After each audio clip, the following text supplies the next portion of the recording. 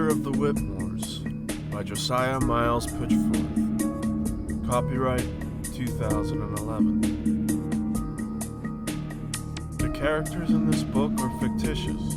Any similarities of actual persons, living or dead, is strictly coincidental.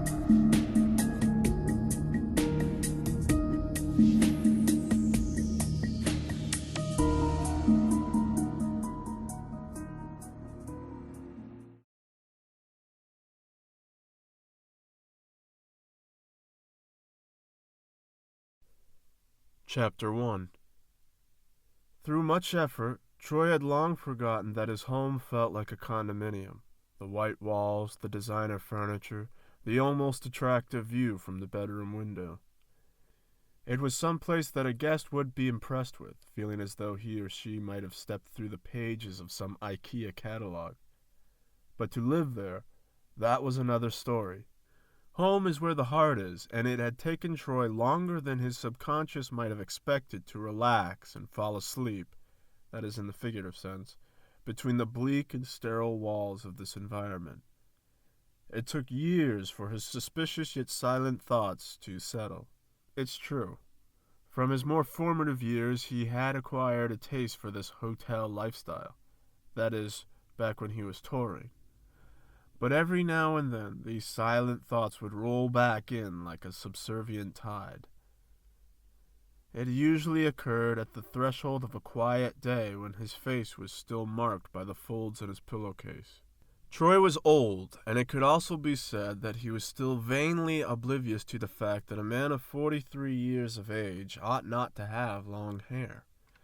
It was black, yes, but some yet-to-be-noticed gray strands were remaining hidden under the thickness, waiting to be seen and then promptly plucked. He slept in a t-shirt because he thought it made him look better. His once chiseled chest now bore the sags and scars of aging. His chin and cheeks remained unshaven for a few days. It was the look he thought that best suited a long-time recovering alcoholic. Though despite all of Troy's superficial characteristics, the love he felt for Lindsay, in his heart, was a rising sun. It was very real to him. It was just about the only real thing he felt in his life. Most of his interactions with people, at least initially, were a little glad-handling, and then patiently waiting while they remembered the name of the band that he headed in the late 80s.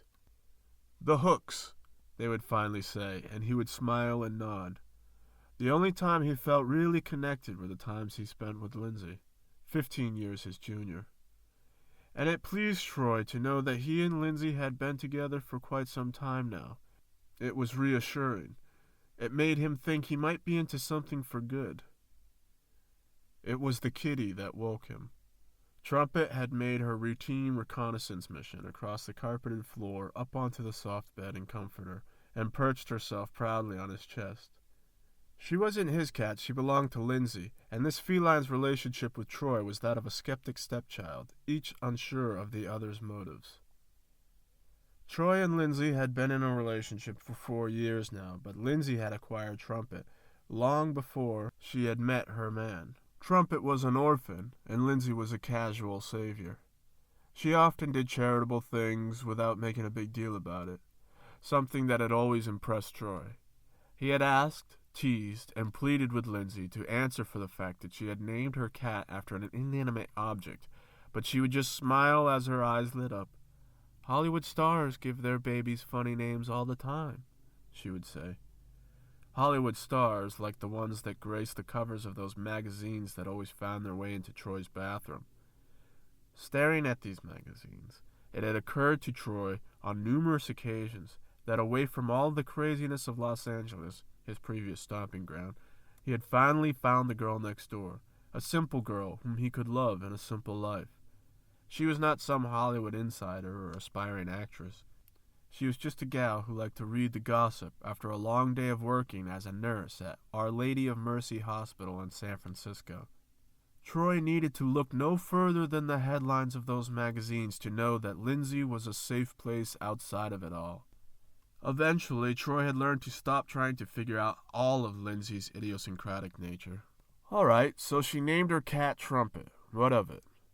Of course, when she smiled like that, all of his thoughts, inquisitive or not, would simply wash away.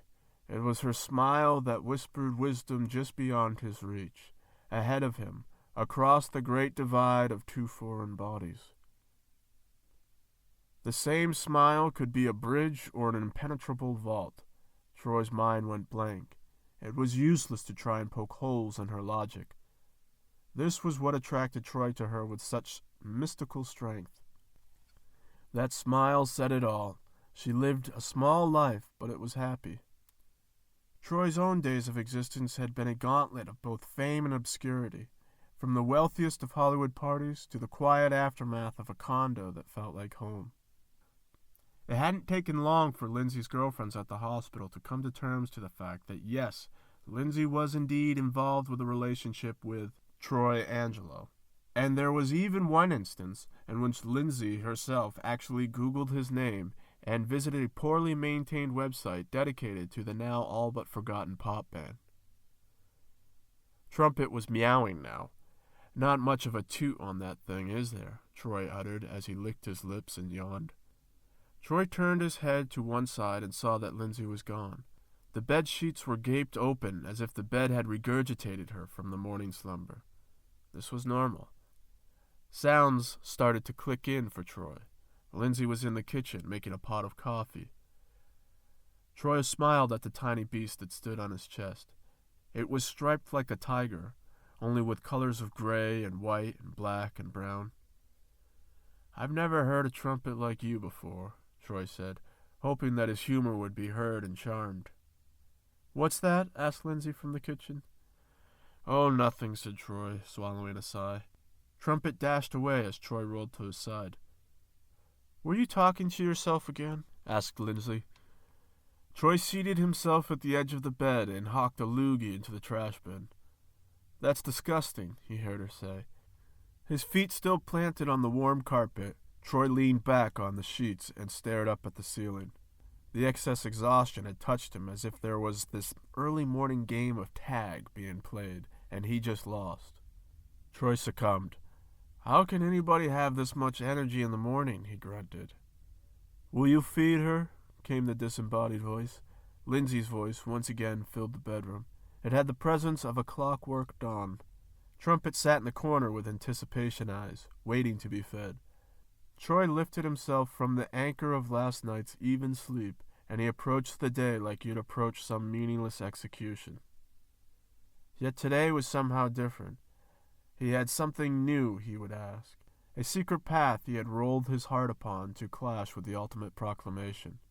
Marriage. Yes, he would feed the cat.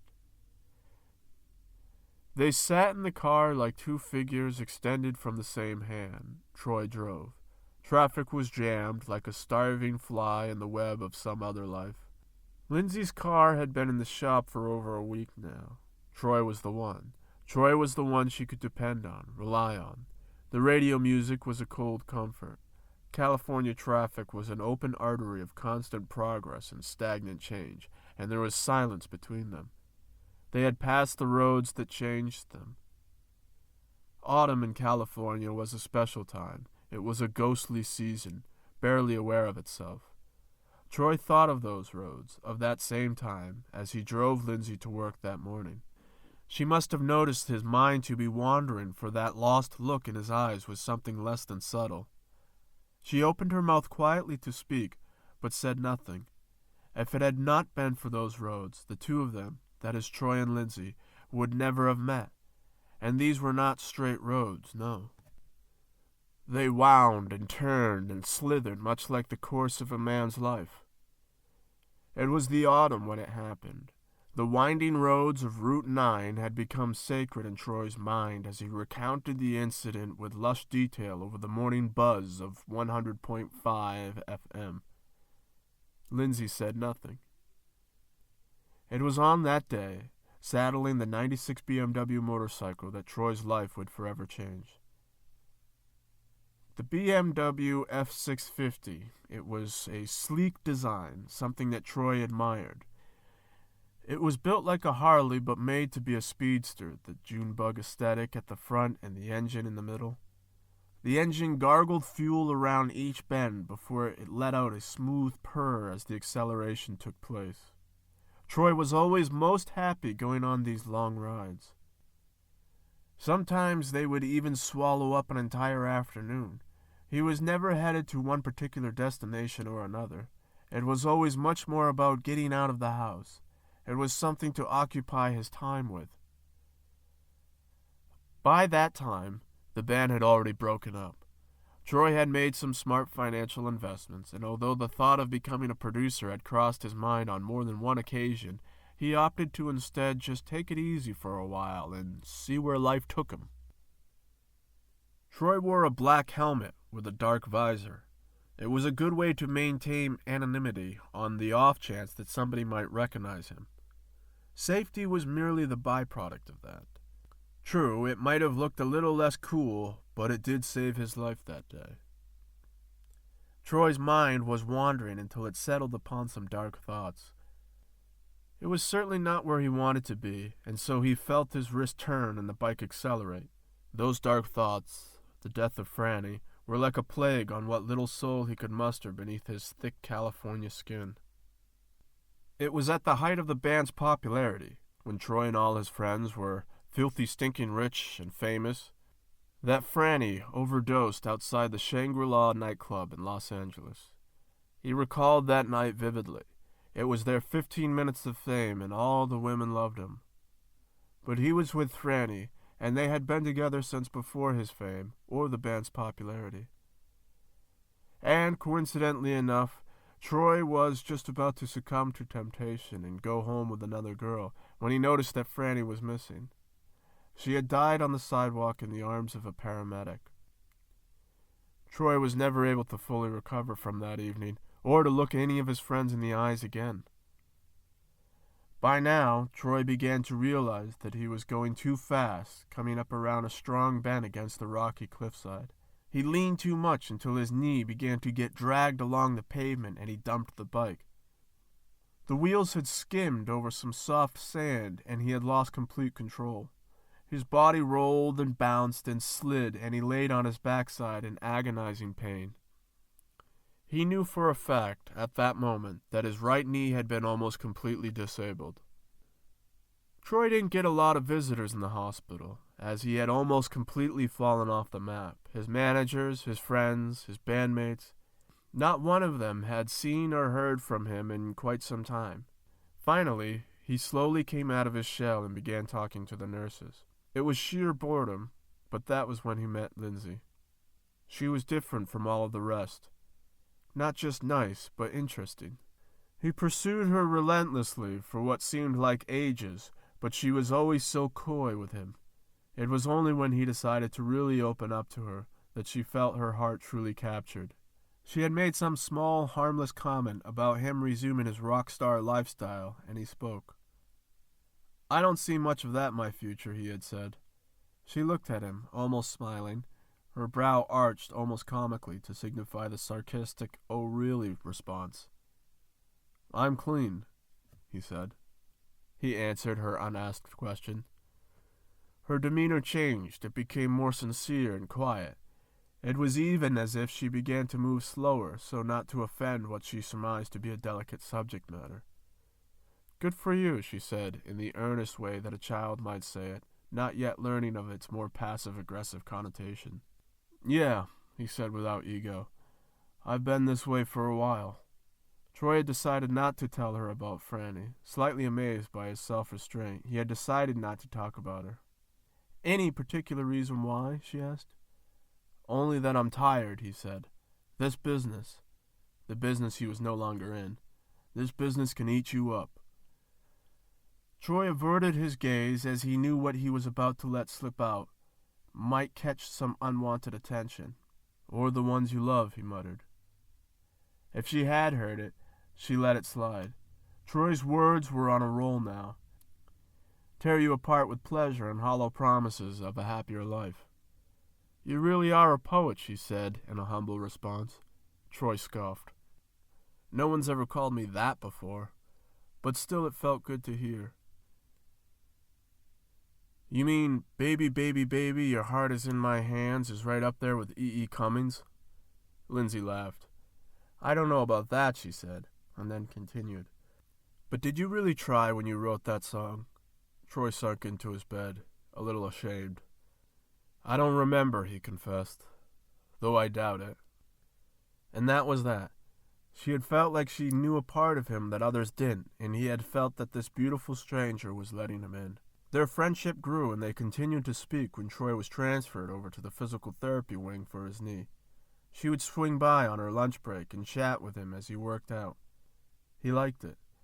And after he had left the hospital completely, they continued to see each other, socially. Their first date, that was a hoot. Sitting across from one another in the restaurant, they felt like strangers the first 15 minutes and siblings the last hour and a half. When it came time for them to say their goodbyes, she had kissed him. And now she was sitting next to him in that car, and Troy had let his poker face fall a little bit as they passed the spot on the road where he had planned to ask her.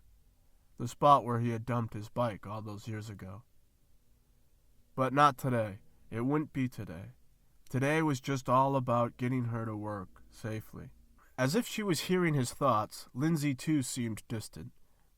He wondered if she might be responding to him in some odd psychic way.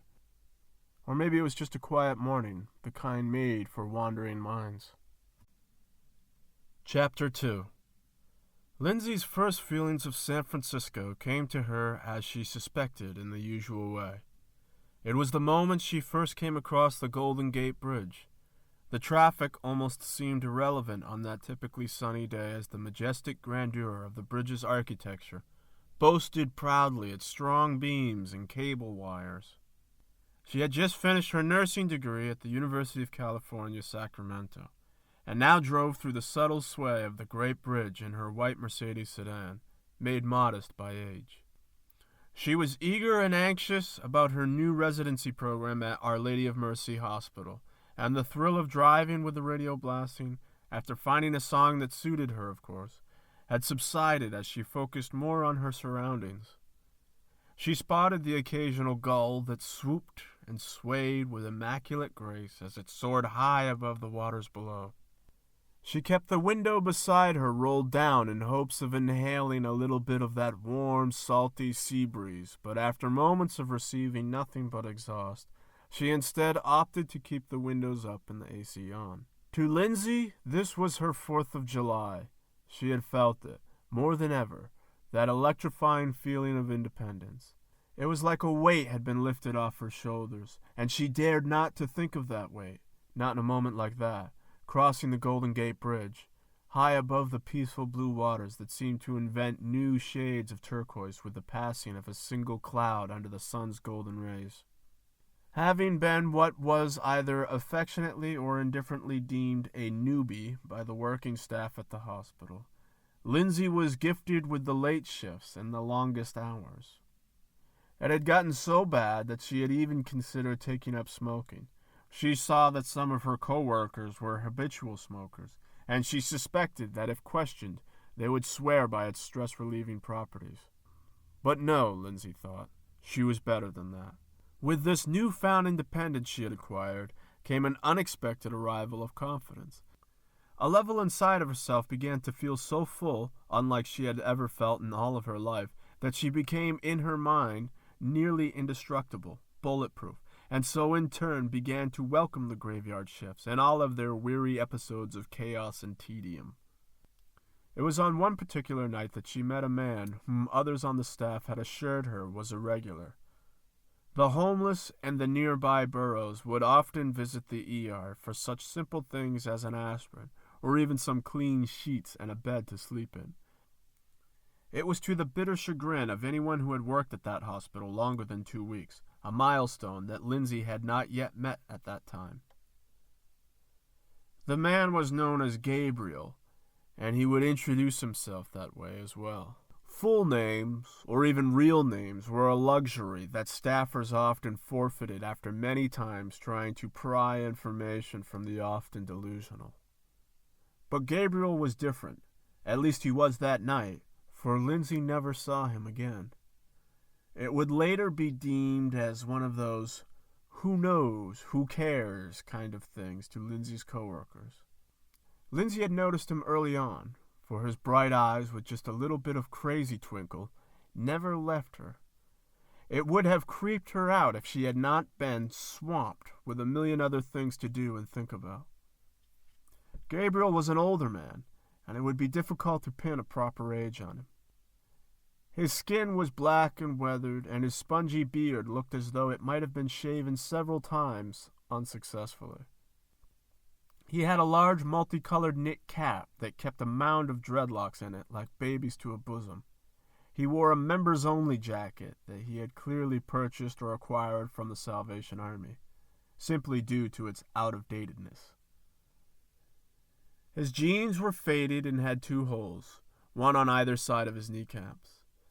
But none of this was the most interesting part about him. No, even his constant knowing glare at Lindsay. No, what made Gabriel different on that particular evening was that in his arms he held the smallest cat. Lindsay hadn't noticed it at first, and it was only when one of her superiors, the head nurse at the time, stopped her in mid-stride as she attempted to pass on her way to run some x-rays up to the 3rd floor. The nurse told her that she needed to inform Gabriel that there were no pets allowed in the emergency room. It was what she called a no-no, and she even accompanied this with the slow waving of her index finger, like you'd show to a disobedient child. If he gives you any problems about it, just call on Carl, the security guard. He'll come help you handle the situation, she had said to Lindsay. He's been looking at me all night, Lindsay finally confided. He's probably stoned. He doesn't know what he's seeing. And with that, Lindsay left her superior. If Gabriel, the homeless kitten herder, didn't know what he was seeing, she was going to show him mighty quick. She strolled over to him, quick and determined, like removing a Band-Aid, and she stood over him only a moment before speaking. Hey, she said rather aggressively. Hello, smiled Gabriel. You know, you can't have that in here, said Lindsay, pointing at the cat with her clipboard. This isn't a that, it's a this, smiled Gabriel, and held the kitten up for Lindsay to get a better look. Yeah, it was a cat. She had seen them before. Well, this can't stay here, she said, and she was about to rustle him up to his feet when he stopped her. I know you, said Gabriel. You have a kind heart. Gabriel's simple way of speaking had put Lindsay's temper slightly off balance. She felt calm for a moment, but then allowed herself to quickly get heated again. I've been watching you all night, he said.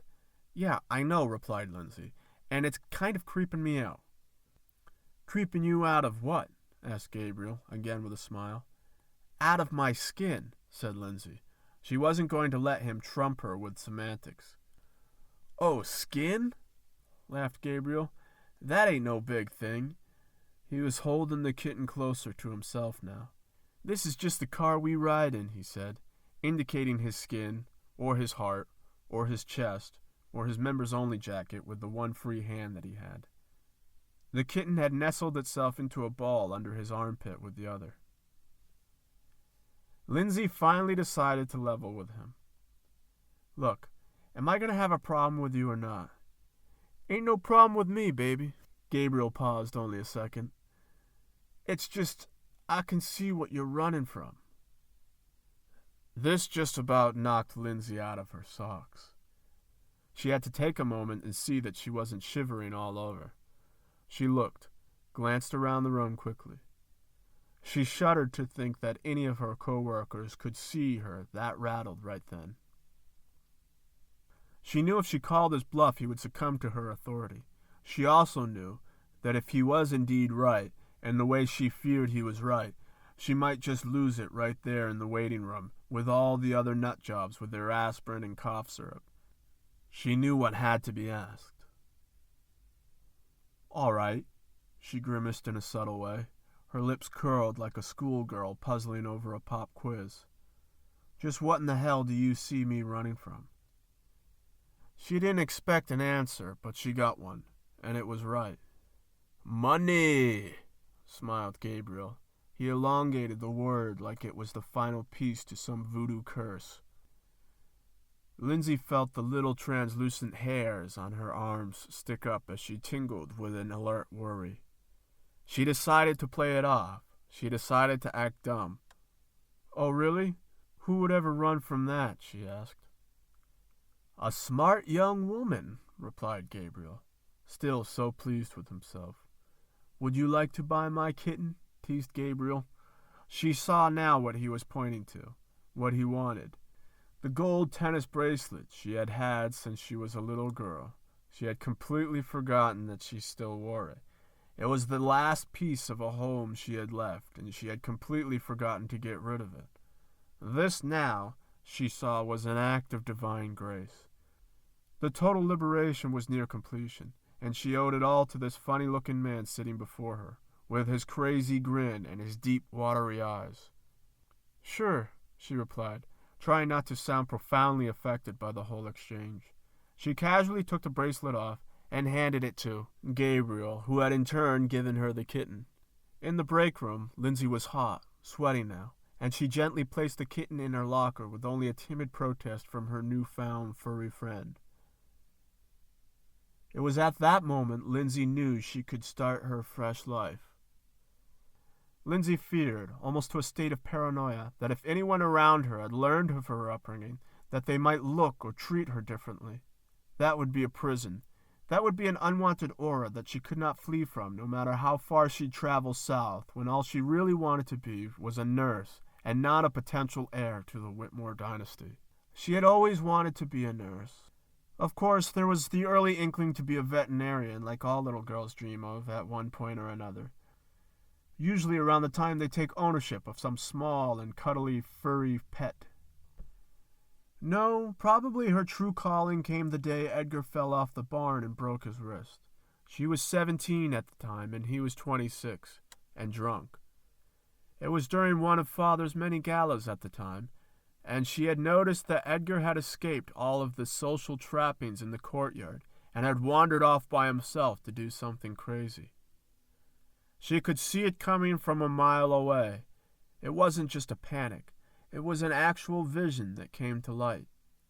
She didn't know how he got up there on that 2-story roof, and she never bothered to ask. She only remembered how fast she ran, thinking that at the very least she could try and catch him. Fortunately, she was not nearly fast enough, for had he fallen on her, she might have been seriously hurt, or even killed against the hard concrete below. It was the first time she had ever seen him cry, and she suspected that her attending to his broken wrist as best she could might have triggered his tears. She remembered sitting with him, asking him why. Why had he done something so stupid? "Because I wanted to kill myself," he told her, his eyes studying closely her delicate fingers around his own. She had written it all off as if that was just a booze talking, or perhaps even he was making some kind of sick joke in an effort to lighten the mood, as he often did. But of course, as time had passed, those words would often linger with her, somewhere in the back of her mind when she thought of him. He was her brother, but at that moment of his alleged failure, she felt as though they were complete strangers. She helped him to his feet, and he staggered with her. "Wait," he said, stopping her dead in her tracks. She saw that he was attempting to wipe the tear streaks from his eyes. She immediately knew why. There was no way Edgar was going to let his father, or his mother for that matter, see him that way. "Use your good arm," she said to him calmly. Wincing in pain, he hadn't even thought to set aside his broken limb for such a task. "I can't believe you're not dead," she said, as they continued walking together again. "Neither can I," was his solemn response. It was pale moonlight that cast definitive shadows away from the distant chatter of the party in the courtyard. Together, between them, there was an oddly serene silence in which only their footsteps could be heard to a patient and listening ear. It pleased her to know that, to the best of her knowledge at least, Edgar never touched the bottle again, or even went near it. She had known her brother to be morbid, but she took comfort in the fact that only the liquid effect would break his tormented shell and make him destructive. At least, that is what she thought at the time. It was months later, maybe even years, when the two of them had gathered in the study to discuss a new acquisition Mother had made to her art collection, that Lindsay had made the decision to leave her family forever. Even now, it was almost too troubling to think about, but for some reason it was all that was left in her brain as she closed the door to her locker, leaving the kitten inside to meow once more quietly. Seeing this as an opportune time to take a short break, she reached for the pot of coffee that sat at the break room table, cold, probably. She poured herself a cup in a dirty mug with the remnants of its last use sticking to the bottom with a brown semicircle. She sat down, hunched over, as if still protecting her neck from that subtle touch that had frightened her so. Edgar and Lindsay were in the study, and he stood behind her. "It's nice," said Lindsay, feigning interest and doing a rather poor job at it. It was the portrait of a little girl that hung on the wall. It was one of those older portraits from the 1800s, in which all the little girls looked like expressionless porcelain dolls, the way she was posed on a love seat, stiffly, but with immaculate detail. "Yes," murmured Edgar, sounding pretentious. "The detail is exquisite, is it not?" "Yeah, I guess so," said Lindsay. She wanted to downplay the painting as much as she could, on basic principle, because when she looked into that little girl's eyes, all she could see was sadness, a prison. "You really get into all of this stuff now, don't you?" she asked. She almost turned around to face him, but something inside of her stopped. She loved her brother, and in that moment did not want to see him marveling over such exploitation. "Maybe you should become a critic," she said, almost under her breath, as she sipped from her tea. "No," he said, exhaling a heavy breath. "I think I should like to be an artist." And with that, after what she felt to be only a slight hesitation, Edgar put his hands on the back of her neck. Lindsay felt herself shudder, but his hands remained comfortably. He did not squeeze, he did not flinch, he just let them rest there as if that is where they belonged. Lindsay excused herself, quickly and awkwardly, and never looked at her brother the same way again. There was something just so dangerous about those hands. She could feel it even in their gentle touch. It made her want to cry, and then she would think about that whole house, the coldness of it. She seemed to be the only one bothered, and so she decided to leave without ever explaining why.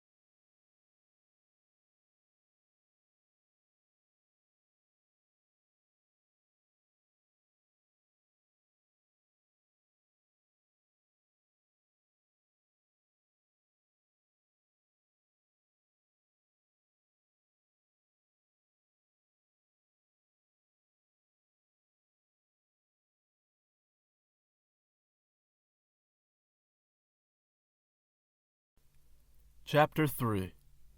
The sun was shining, a humble source of endless admiration on that autumn day. Troy had pulled over and was making a steady rhythm on the soft gravel beneath his leather boots. Lindsay was following behind him with quick, nervous steps. "What is it?" she asked. There was a cautious glee that squeaked through in her voice. Could she know what was happening? "It's just... I thought I saw something. Honey, we're gonna get killed out here, she protested. Come over here. He gestured with his hand for her to come on over. Troy was anxious, and when he was anxious, he could sometimes come across as frustrated, and perhaps he was in some circumstances frustrated with himself or his confusion, but not today. Today he was just anxious. What is it? She asked. Troy picked up a trowel, the kind used for gardening in the backyard, from where the ditch of the road met the shoulder. It looks like a shovel, said Troy, trying not to act too obvious about what he was getting at. He was never much of an actor. It's a good thing no one has run over it. He thought that was a nice touch, playing the Good Samaritan. You saw that from the road? Asked Lindsay, and she seemed genuinely shocked. I got good eyes in my old age, he smiled half-heartedly. Did you know this was the spot where my accident happened? Yes, replied Lindsay. It would have been somewhere around here. No, this is the exact spot, Troy corrected her. Now she knew something was up for sure. Troy began to dig in the dirt a little bit with his newfound tool. I was thinking, he said, if I hadn't gotten in that accident, I might never have met you. A blessing in disguise, mused Lindsay, until she realized that Troy was actually digging for something. He wasn't just milling around in the dirt. Troy, what are you doing? She asked. I guess I brought you here to tell you some things, said Troy, and with that he retrieved a small box buried in the ground. Lindsay gasped. She nearly folded over with her hands in front of her mouth. Oh my God, she managed to say. Is this what I think it is? Troy turned to her. From his squatting position, he shifted to one knee, putting all of his weight on his one knee, that old injury. Troy winced a little bit. My knee, he said out loud without meaning to. Lindsay swooned and instinctively went to help him up, but he stopped her. I used to be tired. Now I'm just old, he said, trying to be clever. Will you shut up? You're not that old, said Lindsay. You're the only one who makes a big deal about it. By now, she was already extending her hand, the only way a woman who was being proposed to does. Her hand was arched downward, with her delicate fingers neat and straight and perfectly extended together. Troy took them all in his dusty paw. A passing sports car had honked its horn in a congratulatory fashion. All I can think of is cliché ways of doing this right now, confessed Troy. Just ask, said Lindsay. Tears of joy were streaming down her face, and she could barely speak. Lindsay Whitmore, will you make me the happiest man on earth? Replied Troy, his words delivered like he was swearing an oath. Her answer was a resounding yes, and she restrained herself to only a few short hops. On their way back to the car, she asked him when he had buried the ring, and he told her the night before. She could not stop staring at it. It was clear that Troy had garnered his royalties wisely. Of course, it did help that there was a resurgence for one of his band's hit singles now that was featured in a car commercial. Another car passed by them before they got back into their seats. Lindsay took the day off and they went out to lunch. Though she was excited and happy, not much was spoken about plans. It was Troy's understanding that Lindsay's parents had died when she was very young, and although she had had a brother, the two of them had not kept in touch over the years. Troy knew very little about Lindsay's background, but he didn't care. She was perfect for him. As perfect as it was ever going to get, at least. The following Tuesday, Lindsay and Troy were on a flight out of San Francisco International Airport, headed towards Newark, New Jersey. Lindsay had fallen asleep next to him, with her hand in his. He studied her peaceful face for a moment, and hoped that his mother could give her something. Maybe not the mother she lost, but at least some warm semblance of family. Veronica Angelo was certainly warm. Growing up without a father had sometimes been difficult for Troy, but he never let his mother see that because she tried so hard. There were some in the neighborhood that thought she was a bit kooky. They would pass by along the sidewalk in the early evening and listen as Fats Domino would be blasting from the kitchen. they would see her dancing. Of course, Troy was too short to be seen through the window, but he would be there too, in the kitchen, dancing with his mama.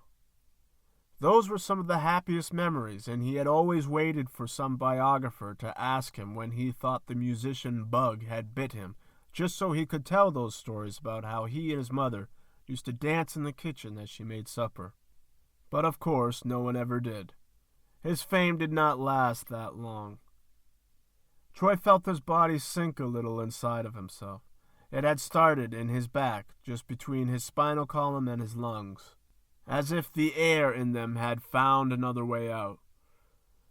He was definitely getting sleepy. His legs began to feel like phantoms, and his feet felt like they were rising. So much, in fact, that he managed to glance down at them just to make sure that they were not. Next was his eyes, and before he knew it, he was out. The dream began as most dreams do, with no remembered beginning. But he was running after Lindsay, and she was letting him chase her. He couldn't understand why she wouldn't just let him catch up to her. It was as if something so important to him had only been a game to her. "Wait," he remembered calling out. "Wait," but she just looked back at him and smiled. It then occurred to Troy that she was not the Lindsay he had come to know. She was Lindsay as a little girl, in a white little girl dress, the kind that one might wear to church in the old days. They were in a golden field with a lone tree that stood in the middle. There was even a tire swing that hung from a strong branch of that lone tree. "Wait!" cried Troy once more. "Come back!" But she was running so fast. Suddenly there was a woman in Troy's sight, and it was most definitely not Lindsay. He was no longer in the field. It was someplace dark. The woman's face was lit by firelight, and she had black eyes and a wreath of thin branches wrapped around her forehead like a crown. She had a stern look on her face. It upset Troy greatly. She began speaking to him, almost chanting, in a language that Troy could not understand. And then it was as if Troy had turned his head to look away because a new sight now haunted him. This one was less in his face, as if he had some distance from it, but it shook him to the bone and rattled his very soul. There he saw Franny, his beloved Franny, and she was tied to a stake, standing up on a pile of burning wood. It was as if she had been declared a witch in some medieval trial. Troy's eyes teared up, perhaps from the heat of the fire, but more so to see Franny like that. She was screaming in agony, and all the while trying to speak to him, trying to convey some message with what Troy could only hope to be her last agonizing moments on earth. Or in the dream, rather. "Troy," she cried out, "listen to me, listen to me." Her voice was faint in the dream because the roaring fire had all but enveloped her. "She's not telling you everything. She's not telling you the full story." There was something about the way she was speaking that made Troy think she was not referring to the face of the woman he had seen, but of someone else, of Lindsay. "She's not telling you the full story." Troy awoke startled. He slept through the landing of the plane, and now the passenger light had dinged off. Lindsay was awake next to him, waiting to get out of her window seat and into the aisle to retrieve her luggage. "I thought I was going to have to wake you up, but you made it just in time." She quickly leaned over and kissed him on the cheek. Troy gave her an awkward pat on the shoulder and then unbuckled and got up from his seat. They arrived in front of that old house, and Troy felt a little piece of him die. The house seemed so much bigger in his youth, and now it was in dire need of some maintenance. Lindsay decided not to comment directly on the disappointing expression Troy had on his face, though she did nudge him a little, lest Veronica spy through the window and see that look of disappointment. "Come on," she said. "You look like you've seen a ghost." Troy trailed along behind her, slugging all of their luggage. They stepped up onto the front porch, noticing a few loose boards here and there, and Troy opened the squeaky screen door, the old metal kind, to knock on its bigger oak-made brother. He could hear the TV on inside. A slightly disconcerting thought had entered Lindsay's head. Why hadn't Troy sent his mother any money lately? She wouldn't take any of it, muttered Troy. He knew exactly what she was thinking. Refused every last dime, he sighed, looking around at the dilapidated siding now. My mother makes do. He was barely able to get the words out of his mouth. Veronica answered the door in her nightgown. She seemed instantly embarrassed. What are you doing here? She cried. I thought you weren't supposed to be here till Thursday. Veronica had a thick Italian New Jersey accent, and all of her expressions were very dramatic. Troy leaned in and kissed his mother anyway. I told you Tuesday, Ma, remember? Oh, my God. Her energy would make a tin soldier smile. Come in, hurry up. You're going to catch a damn cold out there. I tell you, it's been freezing all month long, and the damn heating guy, I can't even get him on the phone. It's been so crazy. Troy and Lindsay entered the house. Why don't you let me handle that, Ma? You can fix it, she asked. No, I mean, I'll take care of it, said Troy, always handy with a checkbook. Veronica waved him off. Never you mind that. We'll make do. Veronica took a step back to get a good look at a now overwhelmed Lindsay. Her hands were already outstretched, ready to give a big hug. Are you kidding me? She's gorgeous. Lindsay couldn't help but laugh. Veronica finally swooped. She came right in with her big arms and embraced Lindsay as if she had never been embraced before. Again, with the dramatics, Veronica let out a loud sigh of relief. She made damn sure it was loud enough for Troy to hear at that. Oh, thank God. Thank you. She was talking to Lindsay now. Finally, a woman who can make an honest man out of my son. You know he's almost 47, don't you? Ma, Troy interjected. It humored Lindsay to no end to see Troy almost instantaneously become a teenager under his mother's roof. And look at you. Veronica had stepped back again one more time to get another look at her future daughter-in-law. She turned to Troy. She's so young. She waved her hand down at him. My God, you're going to live forever. Troy smiled as his mother made her way into the kitchen, expecting to be followed. Troy just looked at Lindsay a moment and shrugged. Wow, was all she could muster. Troy laughed as Lindsay led the way into the kitchen, but his smile faded as he examined the ceiling and walls around him. He had always remembered this house to be much more colorful. And this really wasn't him imagining things either. There used to be paintings on the wall and drapes in front of every other door. Troy's mother was part Italian, the biggest part hippie, the crazy part, and part of whatever else one could imagine. Sadness? It sort of seemed that way to Troy, standing there alone now in the empty living room with some talk show still blaring from the TV. He tried not to think about it as he made his way into the kitchen.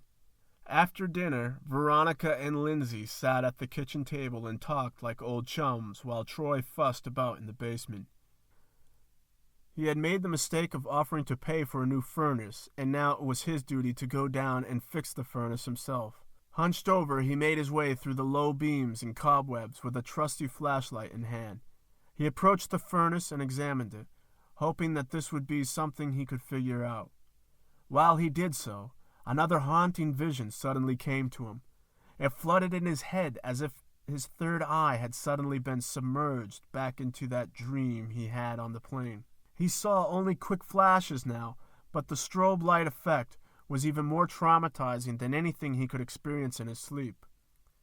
There were flashes of fire, then flashes of that woman's face, followed by flashes of some kind of strange Indian tribe dancing around a fire pit. With his thumb and index finger, he squeezed sinuses and hoped that if he closed his eyes long enough and tight enough, the images would go away. And they did.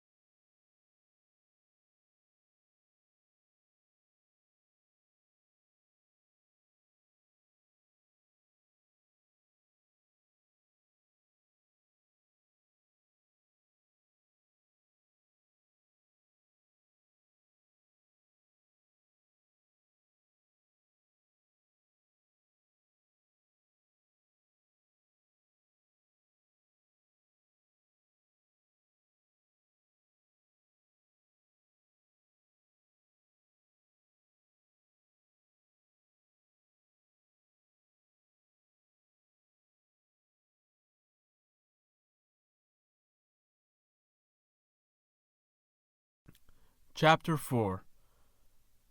Edgar Calvin Whitmore was afflicted with what most doctors, and others alike, would deem a premature whitening of the hair. That is to say, by the time he had turned 20 years old, his hair had gone completely white, making him look like a student playing an older man in some school play. It was as if his hair had just been some bad wig. It was usually off-putting to people given his smooth baby-face features. That very same baby face now looked down at the woman in scorn. Edgar had both of his knees braced upon her back, allowing him a bit more leverage to pull on the belt he had around her neck. She was dying, this much was clear, but something out of the corner of his eye had caught Edgar Calvin's attention. In this young woman's apartment, in which Edgar had so cleverly broken into, was a small ottoman, and on that ottoman was one of those celebrity magazines. Edgar wasn't quite sure why he decided to read beyond the headlines.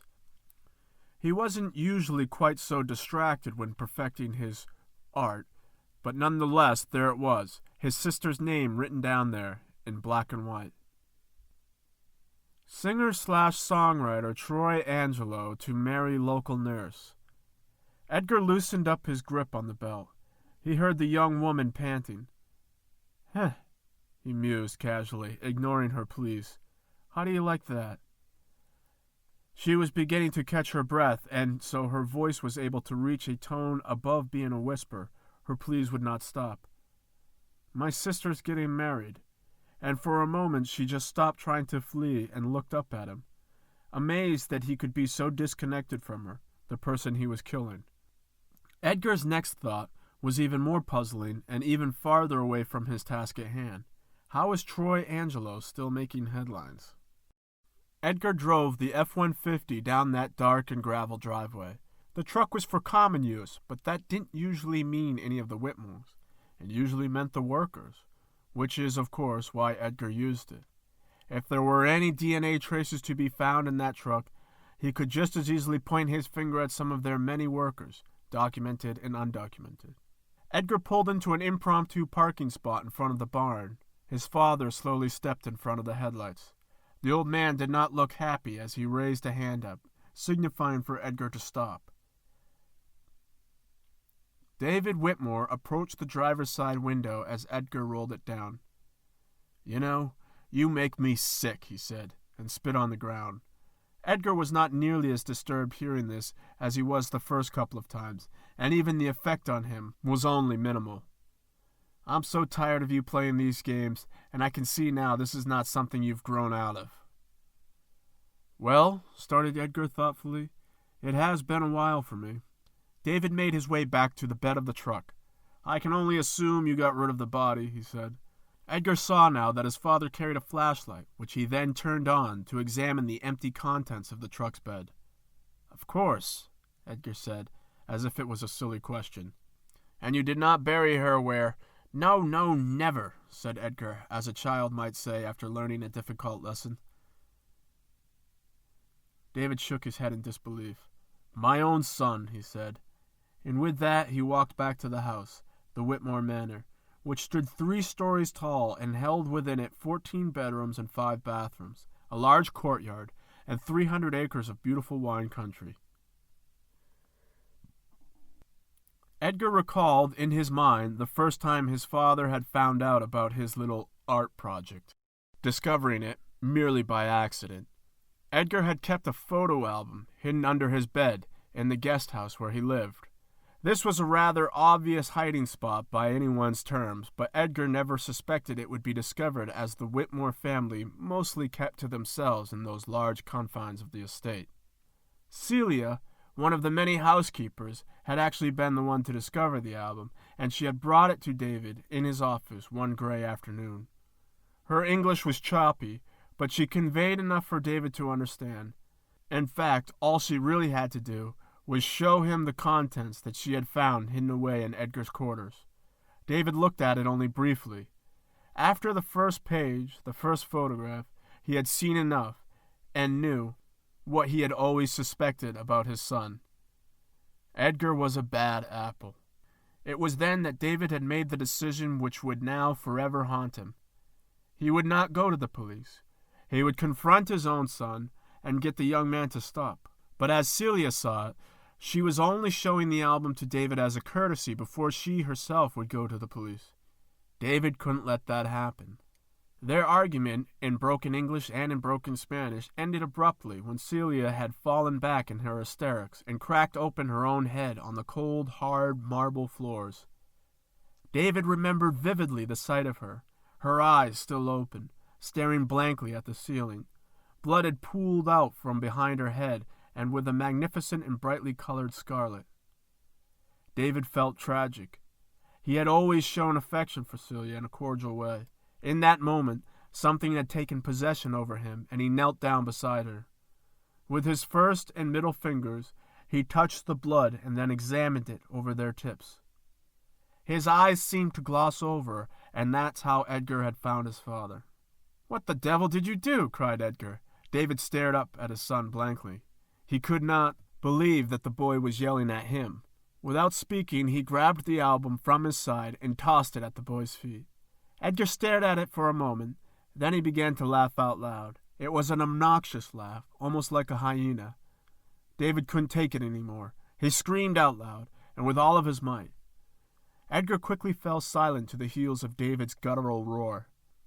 That night, on the deserted outskirts of town, Edgar and his father drove out to a quiet wooden spot with the body of Celia and the trunk of the car. David parked the car and waited a moment to catch his bearings.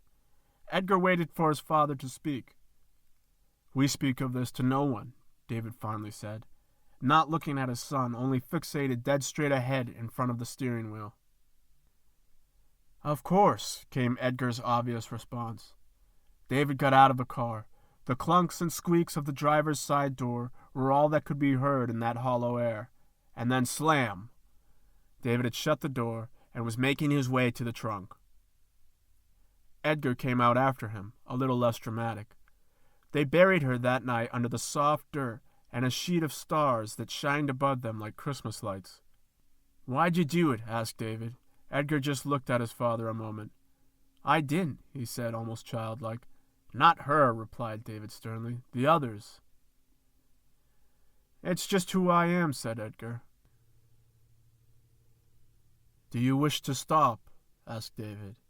He was looking at his son now, and Edgar saw something in his father's eyes. He saw the glimmer of some dark but necessary abilities. His father was offering to keep Edgar safe from the law, safe from justice, forever. There could have been just as easily 2 bodies buried there that night. "No," said Edgar quietly. His father looked disappointed as the old man slumped his head and carried a shovel back to the car.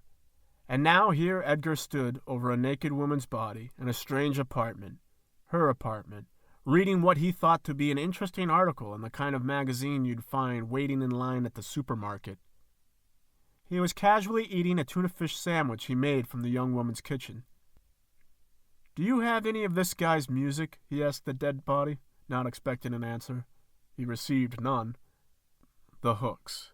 He vaguely remembered hearing about the band back in the day, but Edgar wasn't a fanatic for modern music. "Do you listen to music?" Edgar asked the body. "I mean, real music," he clarified. Edgar set his sandwich aside and dusted the crumbs off of his fingers. He prepared himself to lecture. He sighed. "Life is a melody when you listen to the heart of a perfect artist." Edgar closed his eyes and raised his hands as if he were delivering a sermon. "Just close your eyes," he told the dead body. "Close your eyes and listen. Listen to Bach. Listen to Mozart. Listen to Schubert. Listen to Beethoven." He looked down at her briefly. She wasn't listening. "It is a sublime reality," he continued. "It makes me long for the days when intimacy was just that, and civility reigned like a quiet cat with its gentle paws and its eyes of aloofness." Edgar scratched a tiny itch on his nose. It wasn't that he failed to see the irony of delivering his speech on that particular occasion. No, what he was performing now was more an act of defiance. "These times are lost to us," he said. "Nowadays, everyone wants to throw a parade, but not one wants just to stand there with their mouths closed and their demeanor of rigor, stoic, dignity, and honor. Edgar looked around the room, imagining a large audience.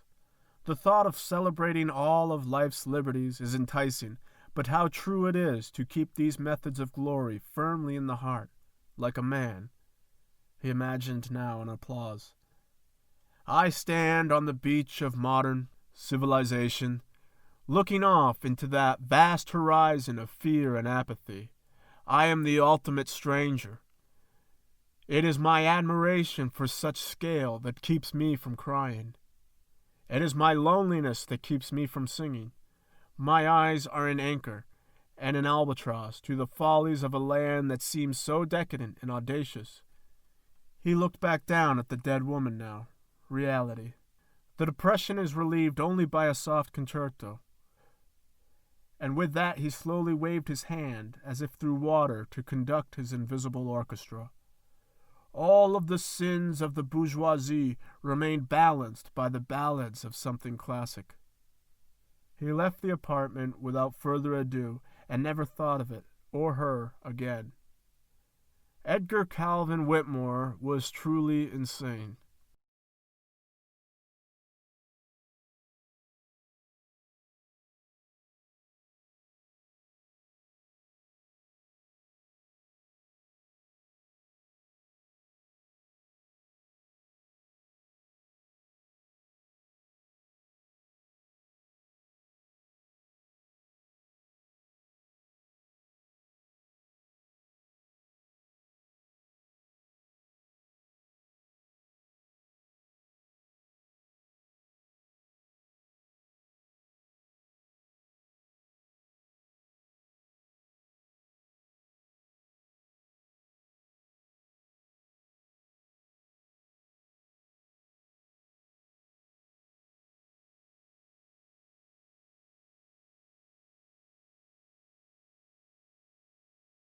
Chapter 5. In bed again, the blood that swarmed around in his heart was humid, and the cheeks on his face began to ache from his convulsive smiles. Troy had watched Lindsay jump up and down like a high school cheerleader for the last minute or so. She was holding the magazine in her hand with the headline that read, Singer-songwriter Troy Angelo to marry local nurse. Trumpet had cowered in the corner, seeking asylum in the saner part of the room. All right, laughed Troy. All right, laughed Troy. It's not that big of a deal, he said, secretly hoping to remind her that her future husband once graced the cover of Rolling Stone. Troy had called in a favor that he knew she would get a kick out of. Dylan's ex-wife had grown up, as they say, to become a fairly reputable mid-level publicist, and although Troy had not spoken to his former drummers since the band broke up, they were both more than happy to catch up and regale about their past lives. At least, enough so that Troy's friend agreed to call the ex, which, as Troy recalled, was not the most cordial parting of ways that ever took place in Tinseltown. It's just a little blurb, remarked Troy to Lindsay, who at this point had at least stopped screaming. I just can't believe it, she smiled. She rushed over to the bed and gave him a big hug and a kiss, nearly tackling him like some kind of super sexy linebacker. What can I say, gloated Troy. I called in a few favors. He paused and kissed her back. I knew you'd like it. I do, she said, and then joyfully rehearsed that little bit of dialogue. I do. She kissed him again. She got up off of him and skipped back into the kitchen. Troy looked up at the ceiling and sighed. I didn't hurt you, did I? She heard him ask. Troy rubbed the abs she had just been on. They were fine. No, he said.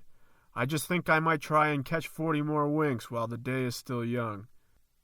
You go right ahead, said Lindsay. There's no reason why you should be up this early. Those words drifted like a cotton fog in the back of his head. He really was getting sleepy. He closed his eyes. Lindsay had been on the morning shift for a while now, and though Troy liked to wake up with her, he very rarely made it out of the bedroom. It was a later light of the sun than Troy expected when he awoke. He had overslept till noon. He did not expect such feelings of elation to be so exhausting. He was truly happy to be getting married. Lindsay had left for work, and the condo felt so empty that Troy had to wonder if even he was present. As Troy stepped into the bathroom, he saw something that kind of surprised him. There was the magazine with the write-up about he and Lindsay, and it was just sitting there on the stack with all the others. Troy had figured that Lindsay might have brought it into work that day to show all of her friends, or maybe even had the thing framed by now. It seemed odd to him. Troy knew that he could be vain at times, most times if you had asked any of his former bandmates, and he also knew that Lindsay would sometimes placate his ego. Of course, this never bothered him, but he did not know her to ever truly act like the way she did that morning. Perhaps everything was exciting in the times of an engagement. But was she acting? Troy tried to play the scene back in his head as if he had one of those old reel-to-reel players snugly fit between his gray matter. Now he couldn't be sure if she seemed like she was acting because he thought she was acting, or if she was really acting or not. The more he thought about it, and the other little instances regarding Lindsay's so-called interest in celebrity life, the more this little voice in the back of his head would murmur things like, "She actually doesn't give a shit," or "She's trying to please you," or "She's just trying to fit in." That last one was weird, but for some reason it rang to be the most true. Troy felt like he needed a jog to clear his head. He changed into his shorts and laced up his sneakers. With a ball cap and shades, the proper attire was completed, and he stepped outside of that front door and started off. He figured he'd just go down the hill once, and then a few blocks over, past the espresso bar, and then back up on the parkway and cut through side streets. His heart needed it. His mind needed it. Needed to allow this newfound paranoia to dissolve into the Californian ether. His stride began quickly, each muscle doing its part. He passed by a couple of strangers on the street. None of them truly recognized him, but they recognized his hat and sunglasses, the usual garb of the celebrity incognito. They passed by him with wide eyes, hoping to discern of what caliber of the beautiful people was in their presence. The gift must have arrived while Troy was out. That would leave a window of about 20 minutes to a half hour. At first Troy didn't see it. He almost tripped over it. It was a white box, like the kind that might keep a few roses, wrapped with a red bow with a small card attached. Troy read the card first. He suspected that Dylan or his ex-wife might have dropped something off, a sweet gesture. Though it was not from Dylan or his ex. At least, if it was, they didn't think to say so. The note read in only one simple word: "Congratulations." It was handwritten in ink, and the calligraphy was very impressive. Troy picked up the box, still panting, and headed inside the kitchen for a smoothie or a shake or some other healthy and refreshing beverage. He let the box sit on the counter before his curiosity had gotten the better of him. The red ribbon and bows were easy to unfasten, all hand-tied. It took only a gentle tug to part their bindings. Troy could see that great care had been put into this gift, and he was, as usual, easily flattered. Inside the box was a rather heavy bottle of Merlot. An expensive gift. Troy was doubly flattered. Although, as in the past, Troy did not examine the gift very closely at first. It was always just about receiving to him. When he did finally notice the distinguishable feature of this particular present, he nearly dropped the bottle on the floor.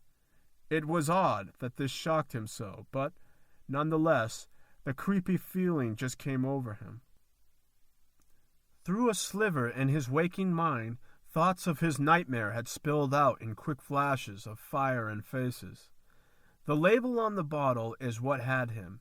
It read Whitmore 2011, as in Whitmore Vineyards, as in Lindsay Whitmore, his bride-to-be. He felt he had been with Lindsay long enough to know if she had any kind of association with a vineyard, but apparently he hadn't. Of course, the thought occurred to him that this might be somebody's idea of a wit, that it was merely a coincidence, a sharing of the two names, but something told him otherwise. Surely there would have been some remarks made in the card to indicate the joke, but no. There was simply that one neatly written word, congratulations. The paranoia he had felt from before returned with an inexplicable feeling of dread. Was Lindsay really acting? He opted not to crack open the bottle. He even opted not to discuss this newly delivered package with Lindsay, at least not until he had investigated further. There was an old wine shop downtown on Pine Avenue. If the bottle was worth anything, it would have most likely been purchased there, and perhaps one of the employees could give Troy a description of the bottle's unknown purchaser. Dionysius Retreat was a pretentious name for any kind of establishment, but in this instance was a welcome display of at least some knowledge as Troy made his way through the door and down some steps of the quiet, cozy little shop. The whole store was pretty much set up as some kind of wine cellar for one with a very refined and expensive palate. An elderly man stood behind the register examining what appeared to be some accounting books. There was not a computer in sight, and Troy doubted very much if there was a computer at all in this man's life. Troy thought the man looked very much like the toy maker from Pinocchio, thin with white hair, a round nose, and bifocals.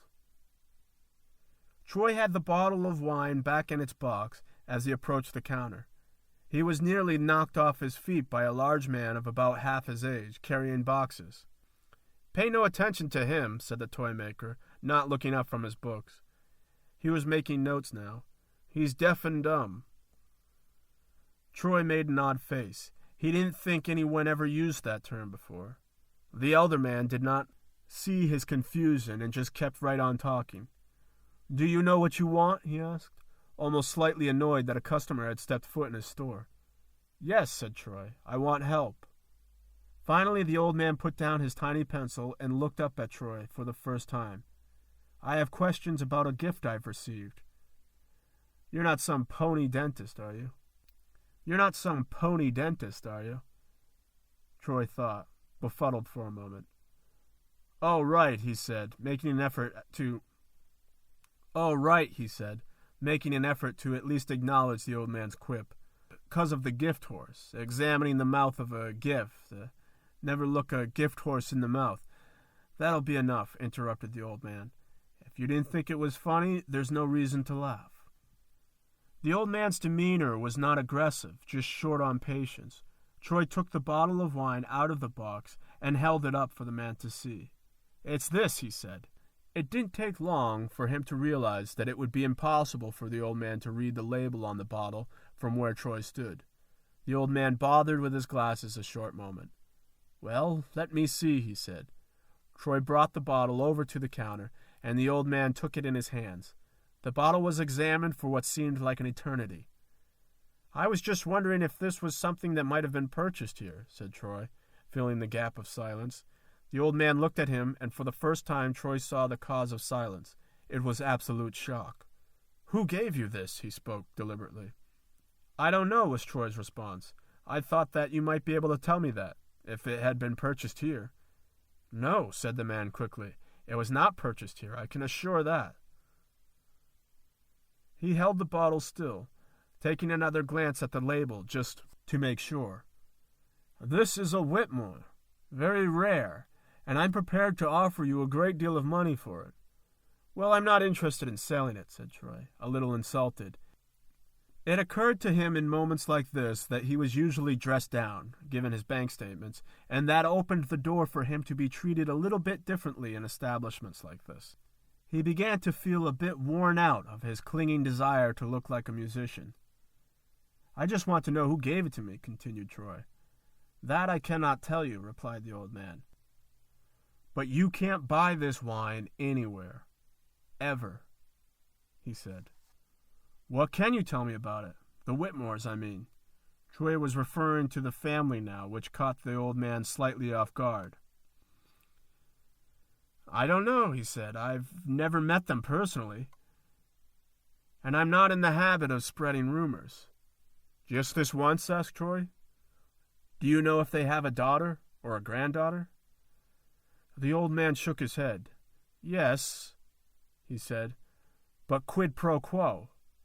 "I can't sell you that bottle," said Troy. He saw that the old man gave a nod to the 6'5" monstrosity that was now standing behind him.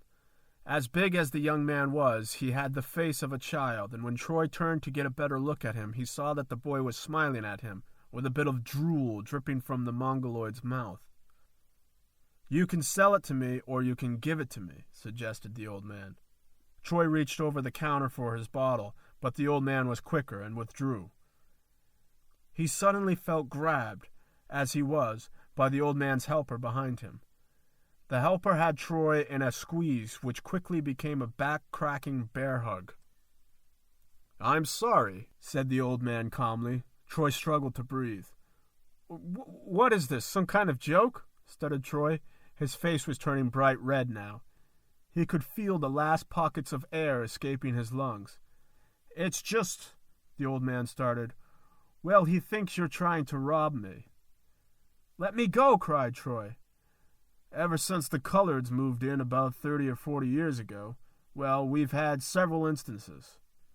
The old man was still examining the bottle as he came around from the counter. "Tell him to let me go," said Troy. "Tell him to let me go. I can't breathe." "He is an awfully big boy, isn't he?"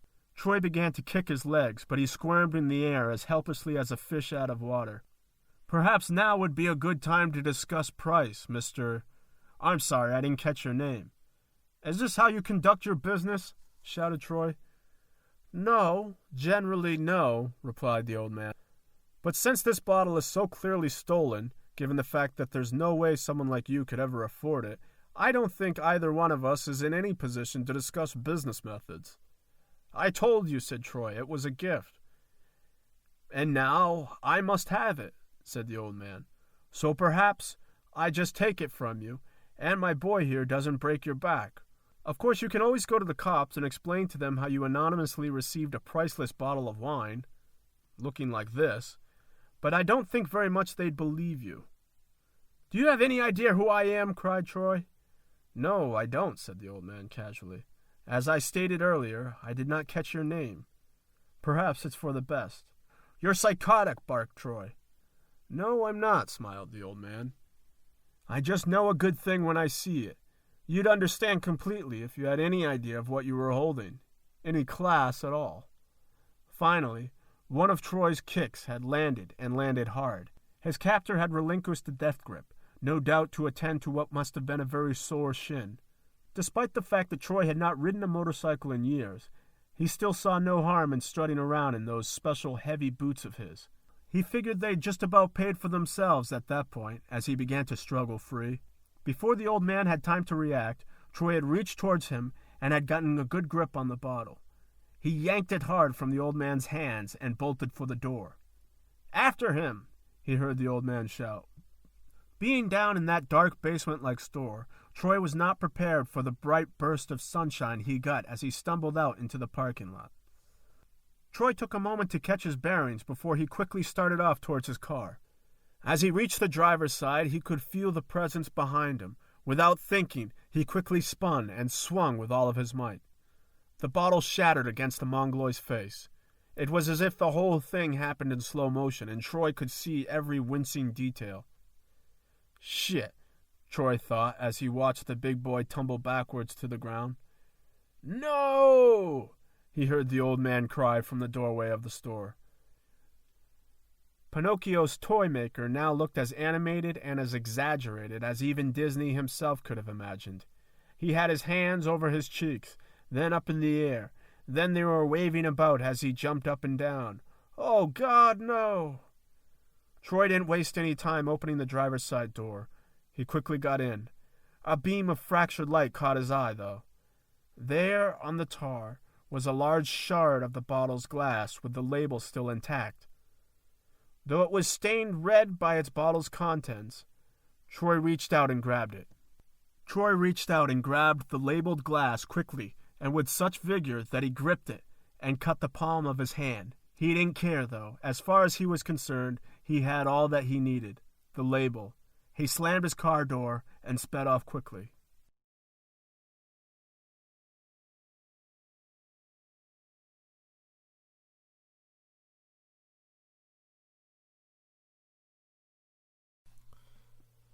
Chapter 6. Troy entered his condo in a fury. His mind was racing, and his body struggled to keep up this newfound pace, stepping quickly from one room to another. He needed to know what to do. He needed to call somebody. But first, he needed to wash the blood off his hands, to nurse that wound on his right palm. He entered the bathroom and washed it out in the sink. As his hands became more clear to him, he saw that the now clean slit was deep. It offered him only a moment to see it before it started bleeding again.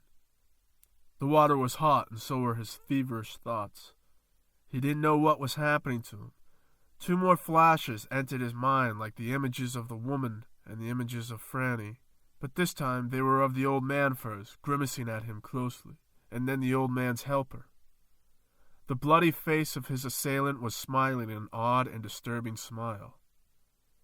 "Enter now your destiny," said his dream, said his cretinous attacker. The man's voice was dark and slurred, yet oddly childlike. Troy remembered the old man telling him that the boy could not speak, but in his dream he could. When Troy woke up, he was lying on his back in bed. His hand was slumped off to one side and was being attended to by a kneeling Lindsay with bandages. She seemed only slightly more irritated than concerned, but she spoke nothing. Troy turned his head and just looked at her a moment. "Did you have an accident?" she asked calmly. "No," replied Troy. "What happened?" was her retort. Troy said nothing.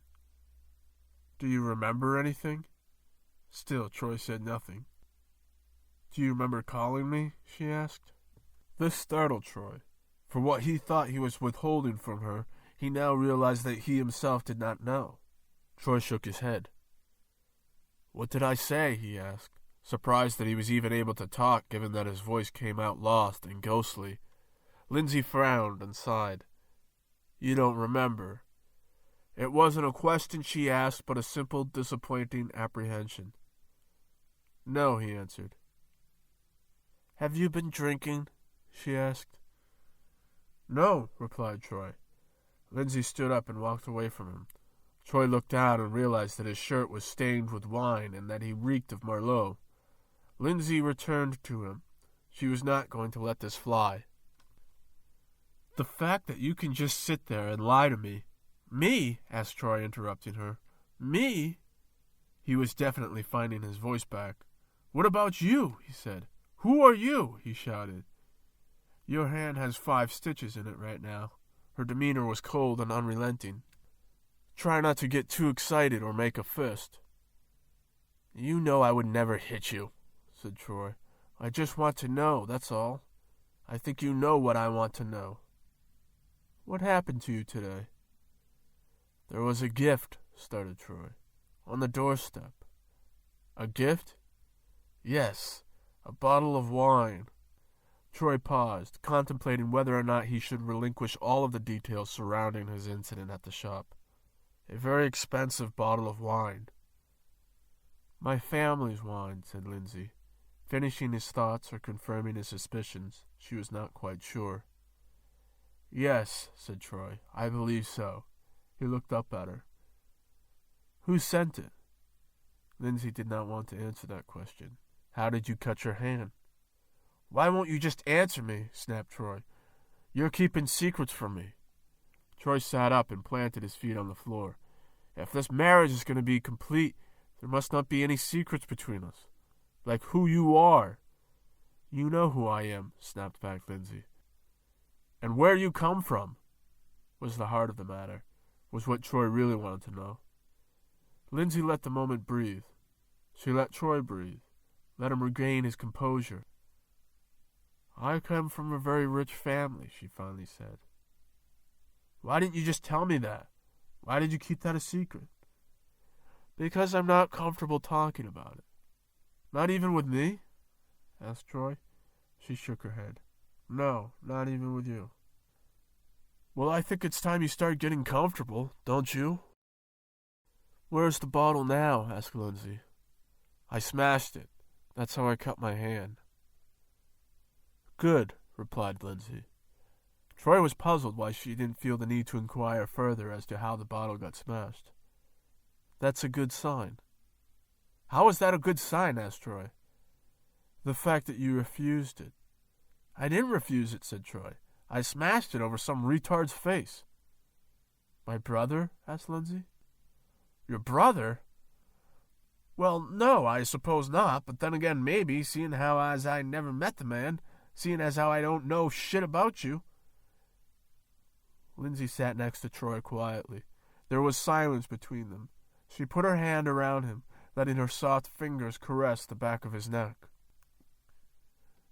Troy, she asked, you know that I love you, don't you? Yes, said Troy, and with that Lindsay leaned into him more, burying her face against his shoulder. He saw now that she was beginning to weep. Lindsay, what is it? He asked. I ran away, she said. Why? Cold.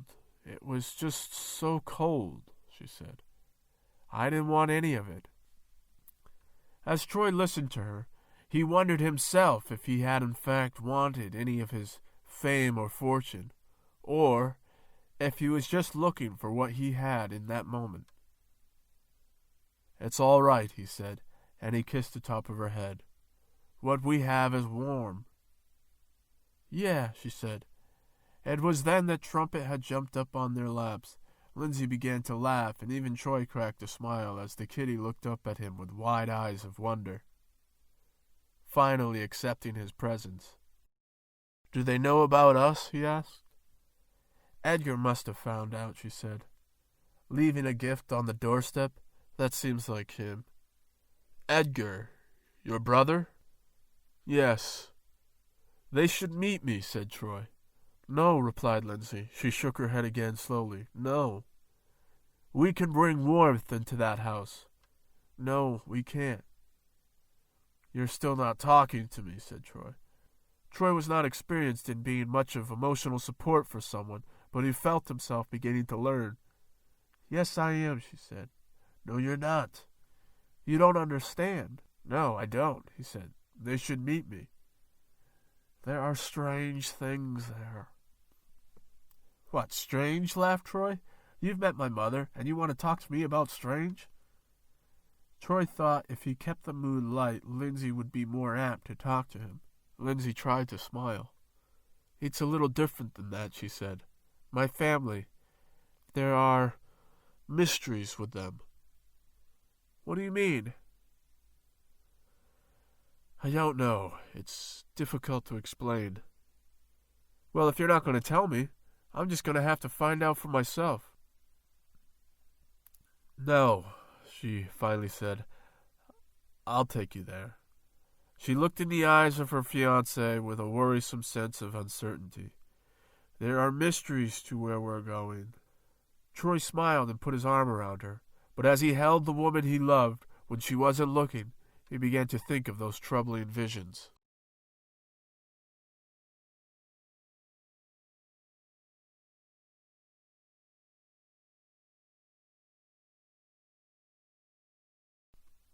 Chapter 7. Nappa Valley, 1880. At night, in the breeze, where restless ghosts slept on leaves, moonlight glistened. Knowing no fear, nature was sublime under the witching hour. The air was a cool silk and completely indifferent to the heated panic felt by the young Injun before the torch-garnered crowd of 12. He was bound and gagged by cloth and twine, and standing over him was the cruel stare of Lionel Gregory Whitmore. Lionel was a well-dressed man in formal attire, and he carried himself, as always, with a postured sense of wealth and privilege. He retrieved from the golden sheath that hung from his waist a jeweled-encrusted dagger. When I spoke of paying you, said Lionel, he showed the savage the blade now, which was polished by the glaze of the full moon. I meant rather to make payment of you, he smiled. The crowd of 12 made murmurings amongst themselves in their native tongue of the Orient. The young Wappo managed to shake his face clear from the gag around his mouth. He stuttered and cried. Christ! He shouted. Christ! Lionel shook his head no. Your Catholic talk cannot change what is in your heart, pagan. He crouched down beside his captive. You're mine now, by law, he added. Please. Ah, yes, said Lionel. Make pleas for your life. Your proclamations of innocence only enriches the blood. The young Indian finally resorted to making loud primal bellows until Lionel found himself to be sufficiently amused. His quiet smirk almost instantaneously shifted to a scowling contortion as he thrust the clean blade deep into the Indian's heart. Assistants to Lionel, those of the Orient, quickly rushed to the Indian's side with golden cups. Lionel stood and addressed the rest of the crowd. I have searched for this land, and I have calculated its power, he shouted. Does any man here doubt that? The crowd stood back in a timid nature, only looking to one another in indecisive fashion. And this land, he announced, will be ours forever. The small audience cheered once as they raised their torches high in the air. It was then that they parted as a woman was brought before Lionel. She wore a laced white dress with her tear-stained face. In her hands she carried a fully wrapped baby. Lionel took the opportunity to just look at his beloved wife. Her tears meant nothing to him because her face was so beautiful in any light. With 2 fingers, he wiped a splotch of blood off the dead Indian's stomach and approached the child. Abigail tried to turn away. No, she whimpered, but the hands of her husband's servants upon each of her arms were of a firm grip, and they refused her. Lionel slowly approached them as if he was stalking some prey. He looked deeply into the lit eyes of his baby daughter. She seemed to be smiling. Her mother's face was turned in anguish. Harriet, he said darkly to the baby, and he held out his bloody fingers to its mouth. The child, still teething, keenly sucked from them, and for the first time devoured the warm taste of blood. The baby smiled once more. This land, Lionel said, shall be yours. Stop it, cried Abigail. You're horrible. Lionel now held his wet fingers up to Abigail, almost taunting her. Look, he said. No blood. Abigail reluctantly glanced over. Nothing to be afraid of, he said.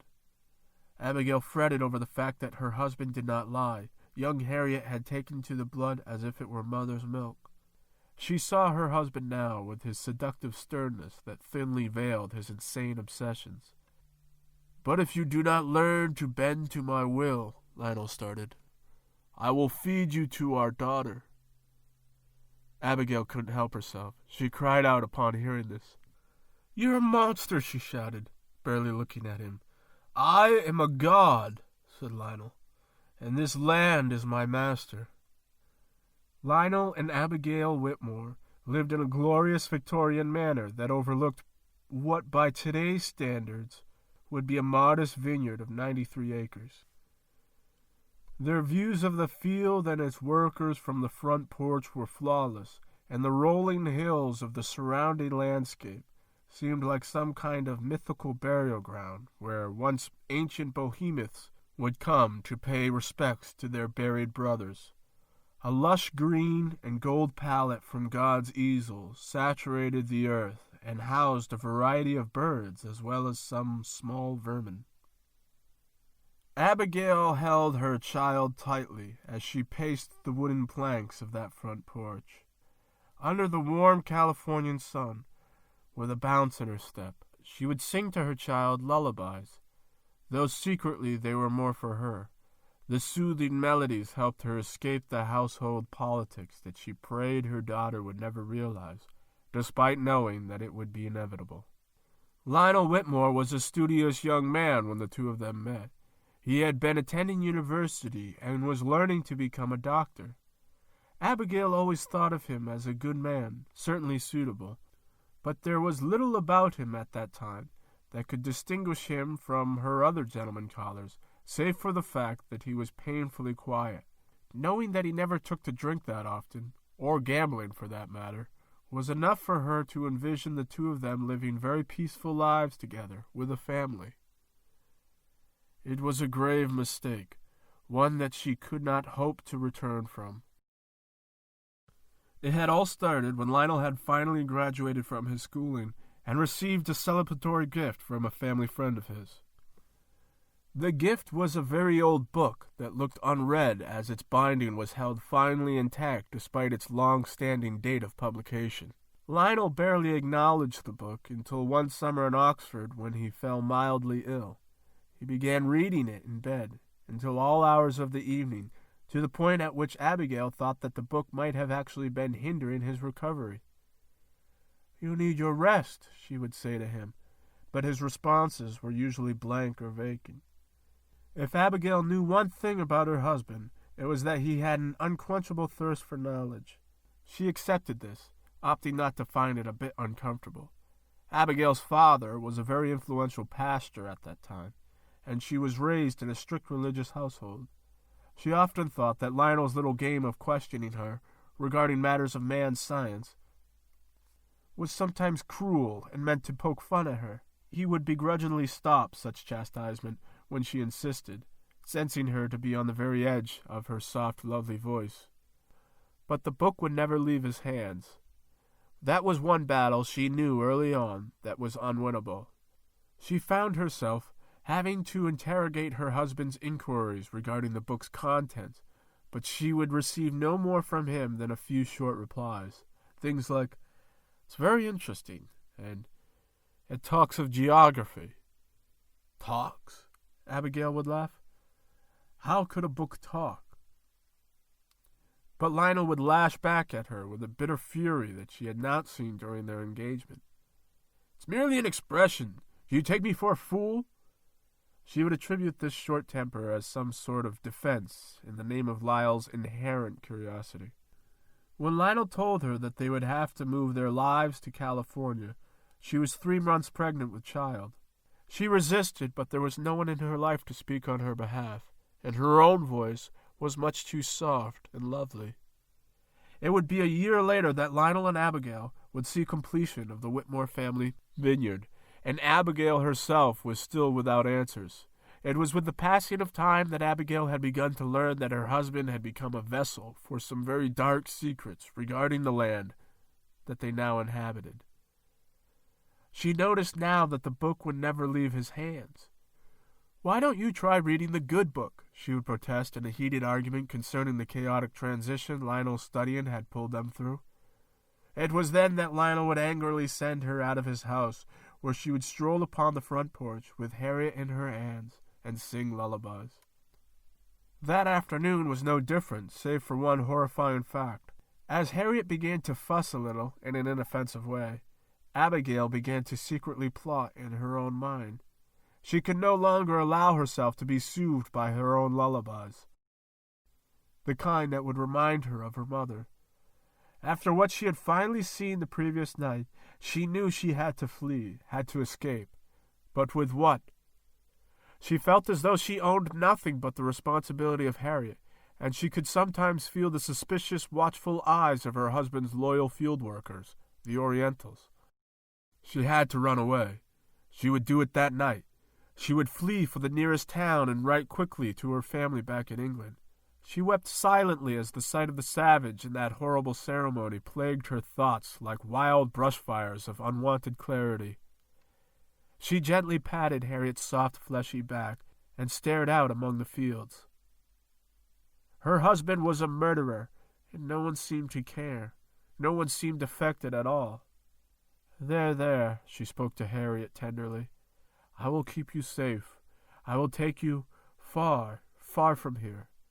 She turned and swayed and continued to pace. "It will take me a lifetime to forget what you will never know." The evening's dusk had crept over the land like a slow-moving spider until it loomed as a master. The crickets chimed in desperate sound flirtation as a crawling mist approached the house.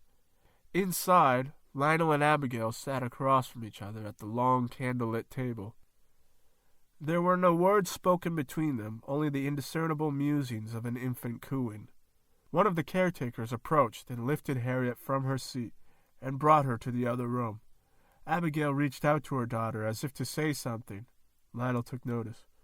"What is it?" he sneered. "I only meant that I should take the child." "You should eat. You look as thin as a rail." Lionel gulped a large sip of wine to help him wash down the mouthful of lamb he had acquired. "I could snap you in two," he laughed. Abigail studied this man she ate with.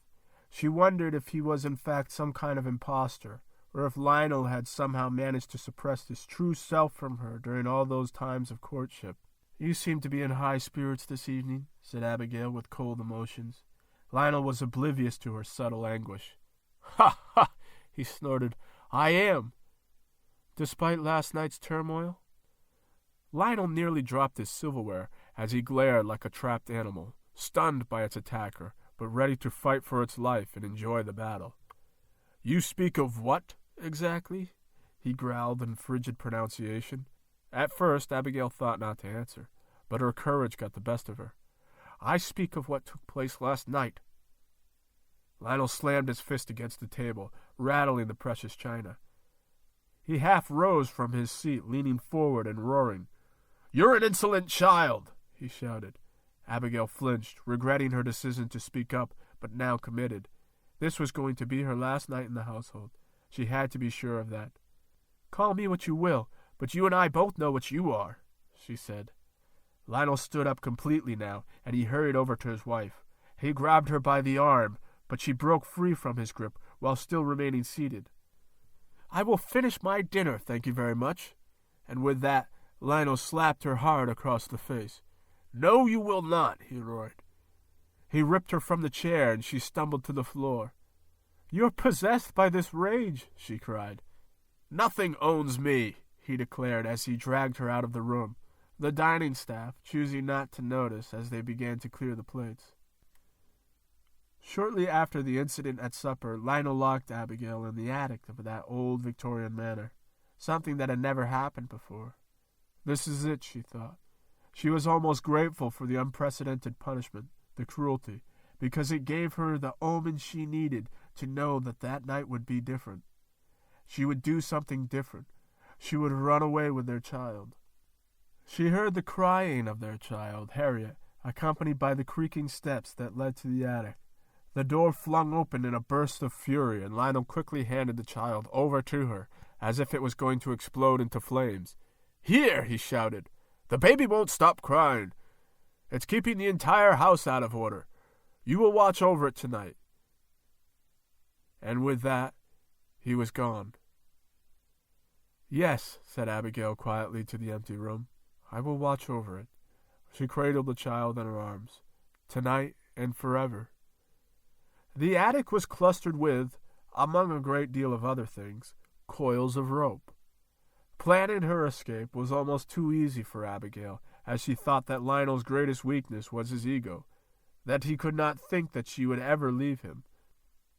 Outside, the long line could be seen, flung from the highest window of the Whitmore Manor, though no one was there to see it.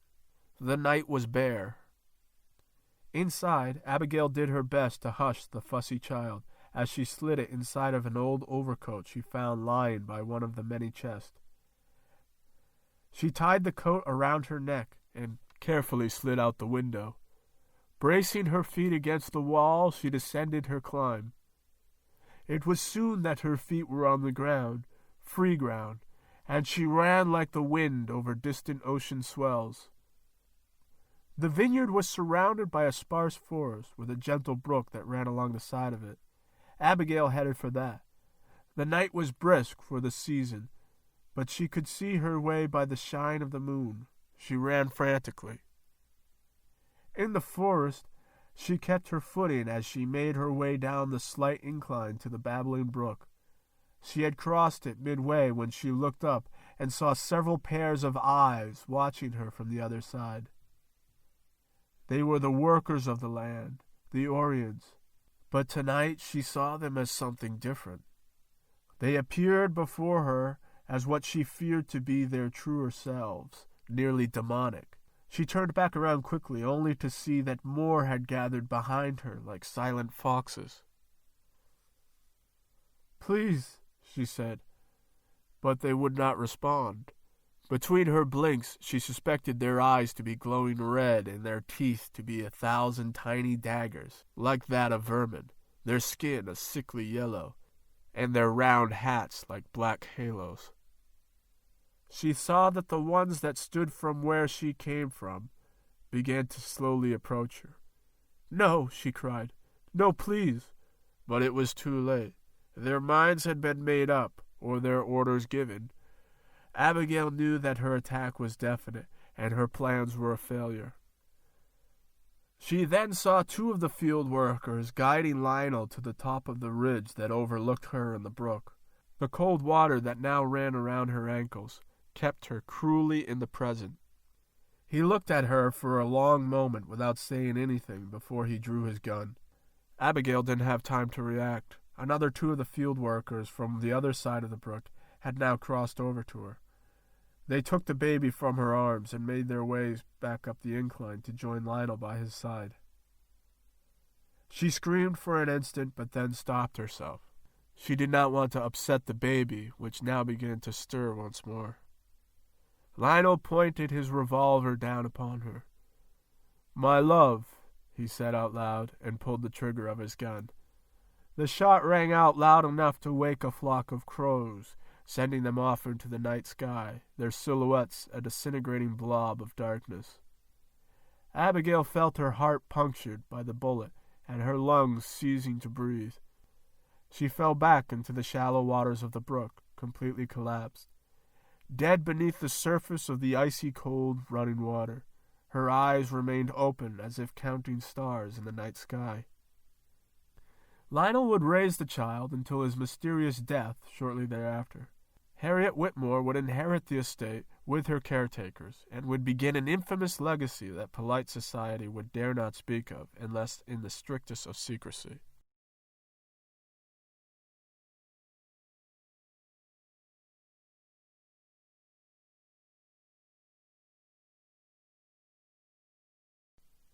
Chapter 8. To say that the road is paved is to speak plainly. But what does it really mean to ride along the many mountainsides of that interstate highway? A land that was only nature before settlers and industry had carved their way through granite and rock, and the tires that skimmed and spun under a roaring engine? An accumulation of progress? Is that all we really are? These thoughts floated in deep pools of silence as Troy and Lindsay trekked their way north as any 20th century sentient being would trek, by vehicle. Troy glanced once more at his beloved passenger as she sat next to him, staring out straight ahead. "You're awfully quiet," he said. "Why wouldn't I be?" came her vacant response. "Do you feel like I forced you to do this?" "No," she said. "I feel like it was inevitable." "And that's bad?" "No, it's not bad. It's just inevitable." This was a solemn announcement as Lindsay failed to keep her voice from deserting her. It's as if the honesty or the lies could not be carried in the purest state she had accumulated after hours of driving. "Inevitable," Troy said. "That word does sound scary." For the first time in a while, Lindsay looked at him. "What do you mean?" "I don't know," Troy gestured in a passive way. "I've been having dreams." He didn't know why he was starting to talk about this. Perhaps it was just a painful way to fill the blocks of silence they were having. If given the choice, first proposed by Faulkner, to have either misery or nothing, Troy would always choose misery. "Dreams?" she asked. "Yeah." "About us?" "I don't know." Troy really seemed to be contemplative now. "I think so." He began to run a few things through his mind again. "I mean, about the marriage, I guess," he added, "and some other stuff." "Other stuff?" she asked. "Why don't you just tell me what the hell you're talking about?" Troy could tell Lindsay was on edge. It had to have been their visit to the folks. "I've been having these really strange dreams," he said. "Dreams about the inevitable." "Well, no. At least I hope not." Troy almost laughed. "It's just they're not like regular dreams. They always seem so real to me." "Well, what's in them? People? People I've never seen before. Well, mostly. Some I have seen before, of course. But there's this one woman in particular. Me? No, not you. Troy now looked to his fiancée affectionately. He reached out to touch her face, and she only slightly didn't refuse him. I've seen you before, he said. Many times. Yes, you have, conceded Lindsay. What's really bothering you? Asked Troy. We were talking about your dreams, replied Lindsay. Troy just looked at her for a moment. Not me. Yes, he continued, I can only remember certain bits. A studious Troy prepped himself for the pop quiz, aiming to please. It's like there's this woman there. Where? Asked Lindsay. In the blackness. I don't know. It's dark. But there's firelight. That's how I can see her. She's horrifying. And she's not me? Lindsay firmly confirmed. No, she's not. Why do you keep asking that? Asked Troy. Franny's distant voice suddenly entered his mind. She's not telling you the whole story. Shut up, thought Troy. I'm telling the story. I don't know. I guess I'm just being paranoid, replied Lindsay. Paranoid? Why? Because you're going to meet my family, and then you're going to run far, far away. Stop, said Troy. Will you stop? Troy checked the speedometer. Listen, right now we're headed directly to your parents' house, and in a few days we're going to be headed directly back home, together. I can promise you that. You can also promise me that it will rain marshmallows tomorrow. See now, there you go again, with the trust issues. Troy reached out for her hand and held it. Lindsay Whitmore, just so long as you want me, I promise you that I will never leave you. And I mean it. Lindsay smiled a beautiful smile, but it only feigned content, and Troy could tell. He said nothing. He felt like a little schoolboy around her, and he didn't know why. She just seemed so old for her years, older than him even, and this off-balance set him back a few decades. It was almost as if Troy could not help but just be a little less mature than her. If she seemed older, then he would have to be a child. It was a disparaging characteristic that he recognized within himself and wanted to change. That's very sweet of you, she said, humoring his emotional imposition. I know it is, smiled Troy, playing the confident fellow. That's why you're marrying me.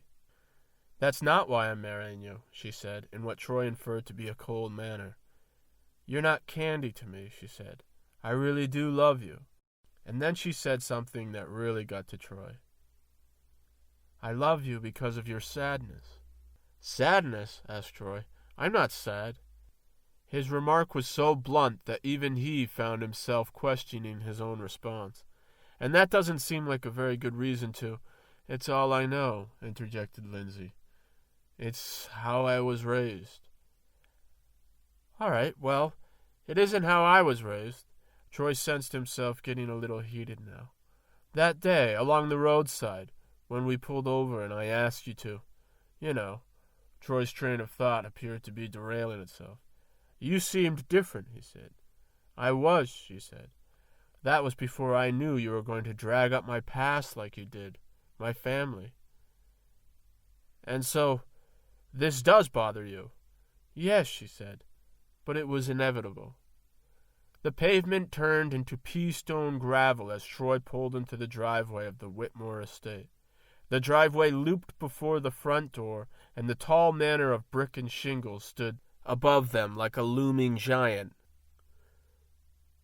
Off in the distance, behind the barn, Troy spotted an old Victorian mansion that stood as if it were being renovated by the very scaffolding that hung and remained mounted at the second floor of its three-story structure.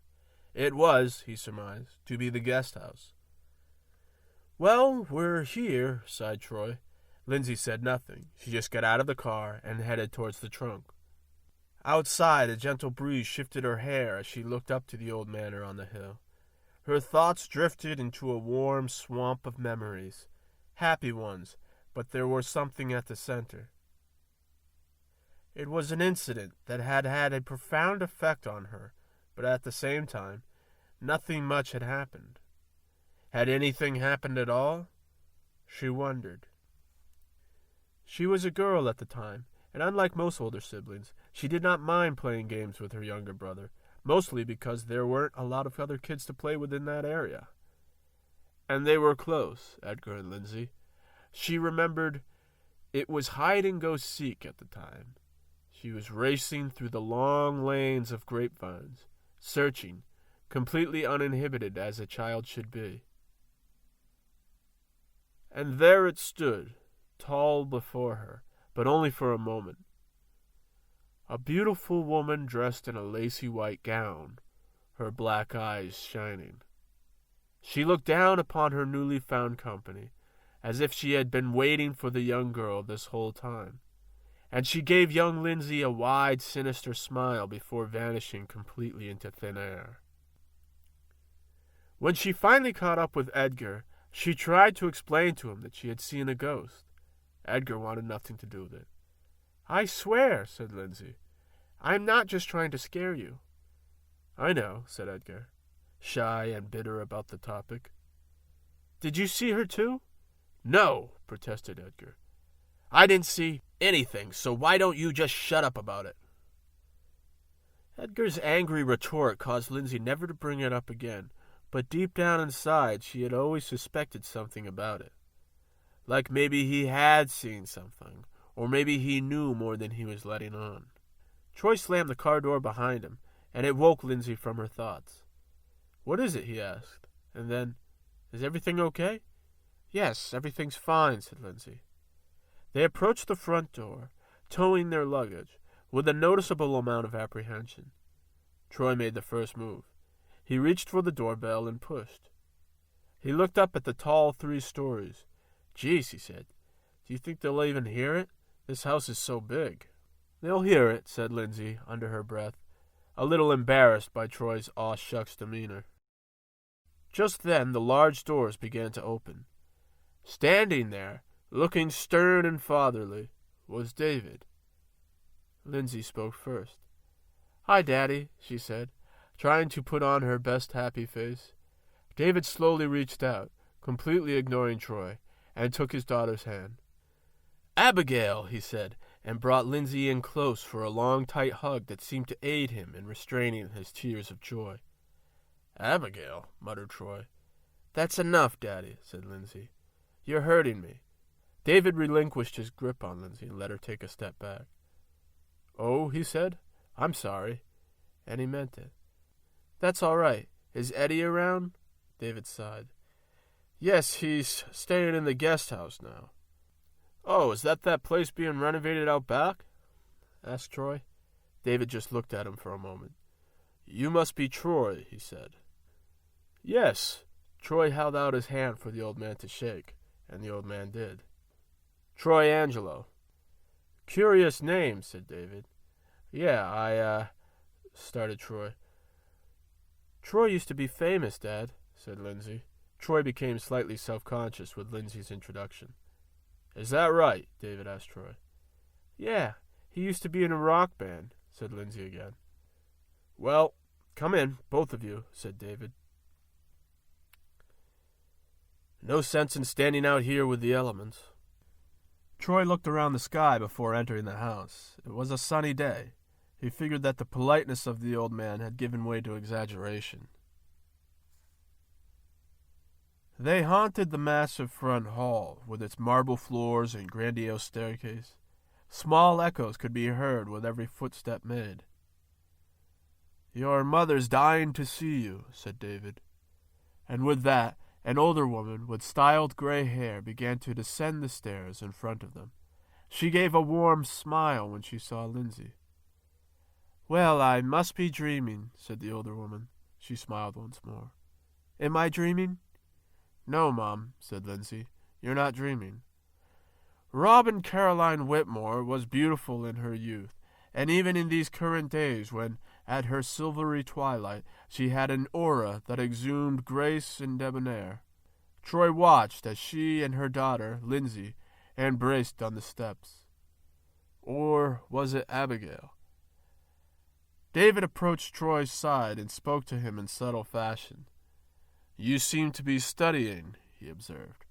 Troy turned to the old man and realized that the muscle in his face had gone slack with shock. "It's just, I was expecting a different sort of reunion," he replied. "Oh? Yes, though it's not my place, and I'm happy to see that it is so warm," he said. "Warm, yes," said David. "We've been eagerly anticipating our daughter's return." "It's just," started Troy. "Lindsay." Troy stopped himself and looked to David. David nodded his head. "She always preferred to be called that. Abigail, to her, sounded much too old-fashioned."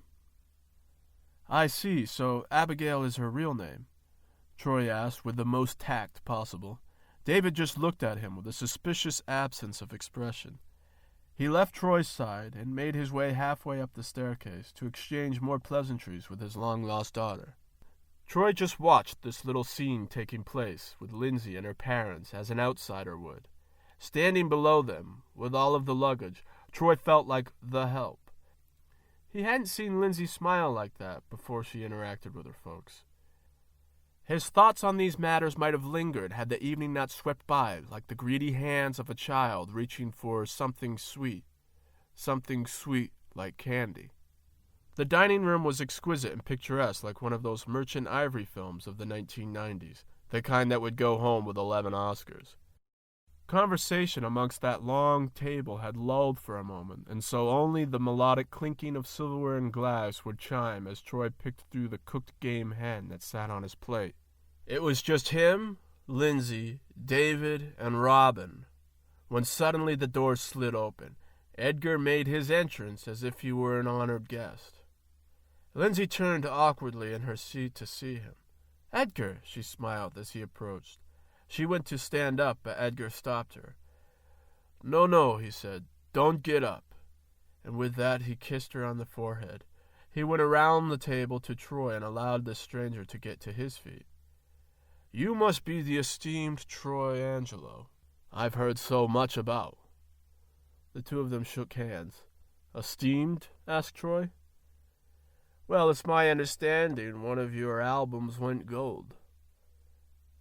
"That was about 20 years ago," said Troy, trying his best not to sound bitter. "Oh," mused Edgar, "I myself don't listen to modern music." "I see." "Please, sit down," said Edgar. "We weren't expecting you for dinner," muttered David as he wiped his lips with his napkin. Troy got the feeling that "weren't expecting" meant you should have stayed in the guest house, out of sight, out of mind. "Yes, well, why don't you have Deborah set a place for me?" said Edgar, his gaze still fixed upon Troy. Troy was put off by the young man's white hair and his deep blue vacant eyes. David motioned for one of the servants, and she left the room to retrieve what was needed, plates, silverware, etc. "I won't be long," said Edgar. "I must get back to work at the house." "I see that some renovations are taking place," said Troy, trying to make conversation.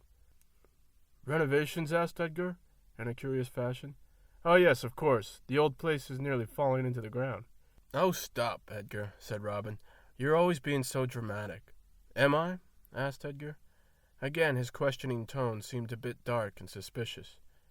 Deborah returned from the kitchen with Edgar's placings, and she sat him next to Lindsay at the table. He followed suit and exchanged a few glances with his sister. "Edgar," Lindsay said, "it's been so long. How long has it been?" "Years, my love," said Edgar calmly. "What have you been up to?" "Absolutely nothing," interjected David. He nearly spit his food out bitterly at the thought. Edgar looked at his father, and his father looked back at him. "Well, it's true, isn't it?" Troy unwisely decided to try and cut the tension. "I know what you mean," he said. "I have been on a bit of a sabbatical myself." Both David and Edgar just looked up at him. "I mean, since my recording days." It was then that Troy decided to just stop talking. "So what is your relationship with my sister?" Edgar asked Troy out of the blue. "How deep are you?" "Edgar," said David. He seemed to object to Edgar's phrasing for some reason. "Deep?" asked Lindsay.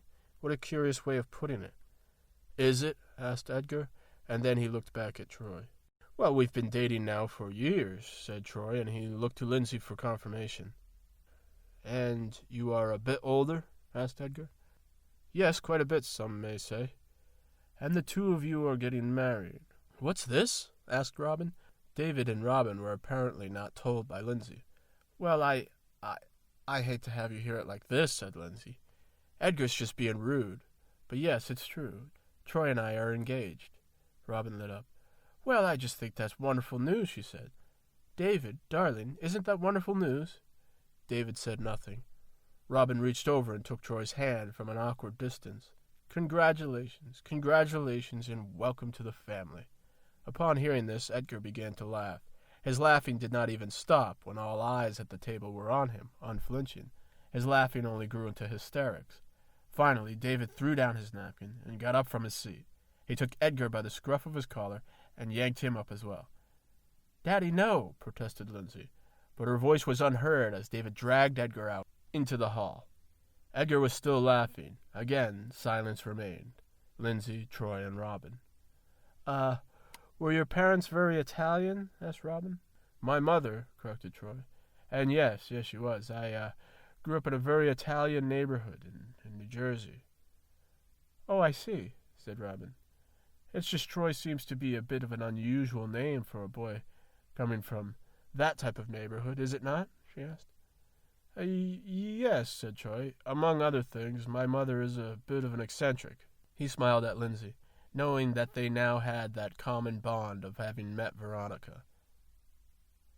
He's a Trojan horse, shouted Edgar from the next room. He was heard even with the doors shut between them, and his voice still seemed to be laughing. They then heard the muffled scolding of David, and then silence again. Troy looked once more to Lindsay, wondering what she might be thinking. All that he could see was that she was trying hard not to think at all.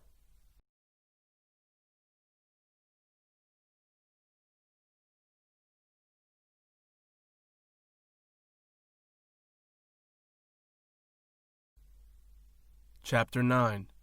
It was after dinner, and the dessert that followed, when Troy was called into the study by David. It all seemed very formal to Troy, like the traditional encounter between father and date before prom. Troy anticipated the lofty smell of cigar smoke, and he wasn't soon disappointed as David reclined in his chair, lit one up, and began to puff. He gestured to the humidor that sat on the desk, but Troy declined. No, thank you, said Troy casually. I noticed you did not indulge entirely in the fruits of our labor, started David, as he preoccupied himself with another puff from his cigar.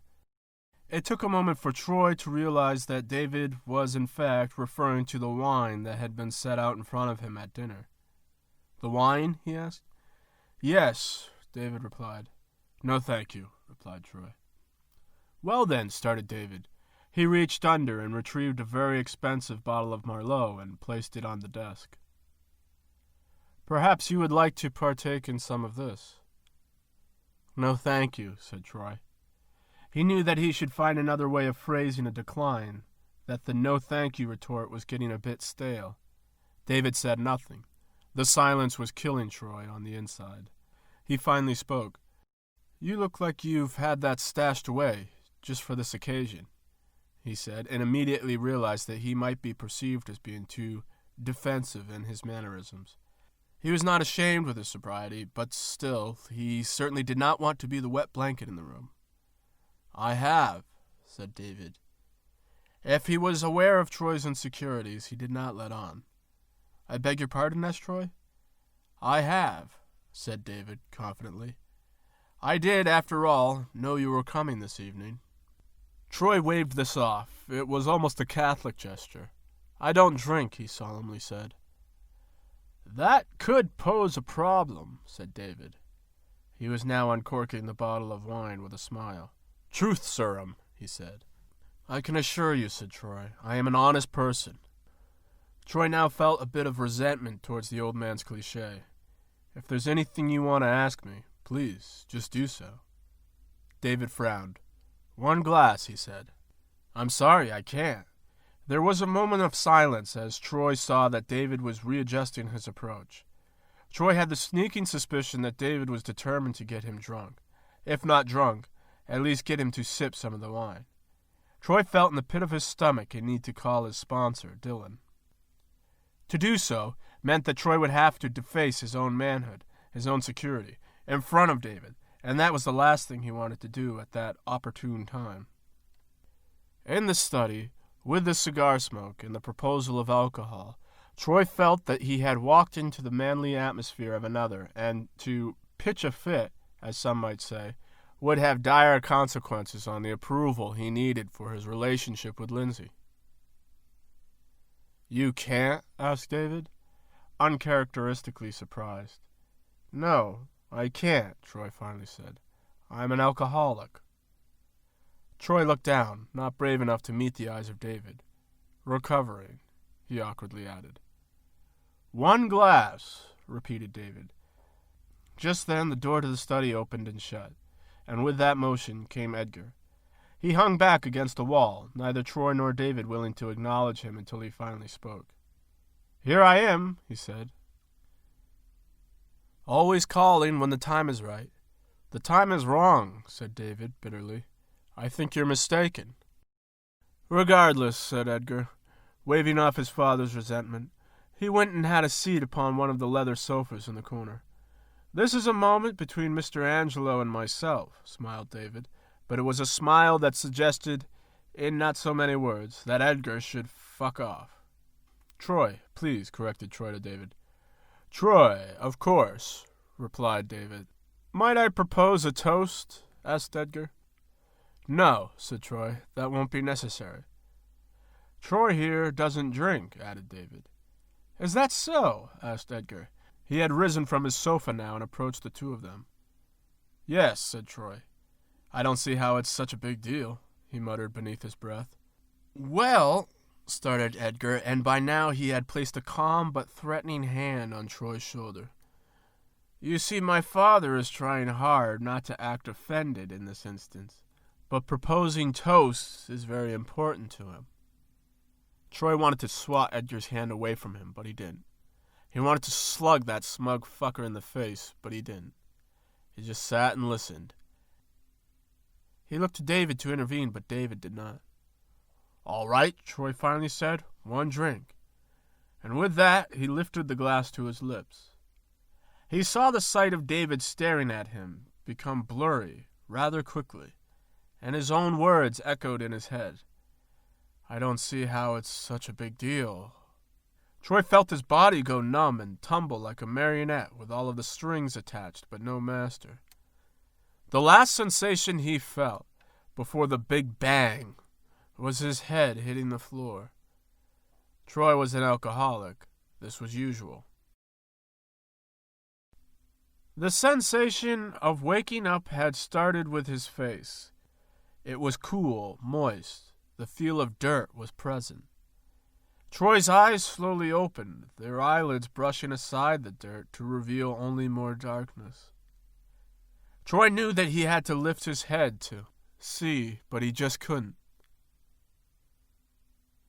Then came his hands and his arms. Their feeling returned to him like a mailed package reading, "Return to sender." His head hurt, the worst hangover he had ever felt in all of his days of drinking. His hands and arms had yet to restore their ability to move up and down, or to move up off the ground at least. "Wake up," he heard a voice say. It was a familiar voice, the voice of David's. Troy knew better, though. He refused to lift his head up. There was no way he had gotten drunk last night. The golden warmth of the morning sun rays had begun to bathe him.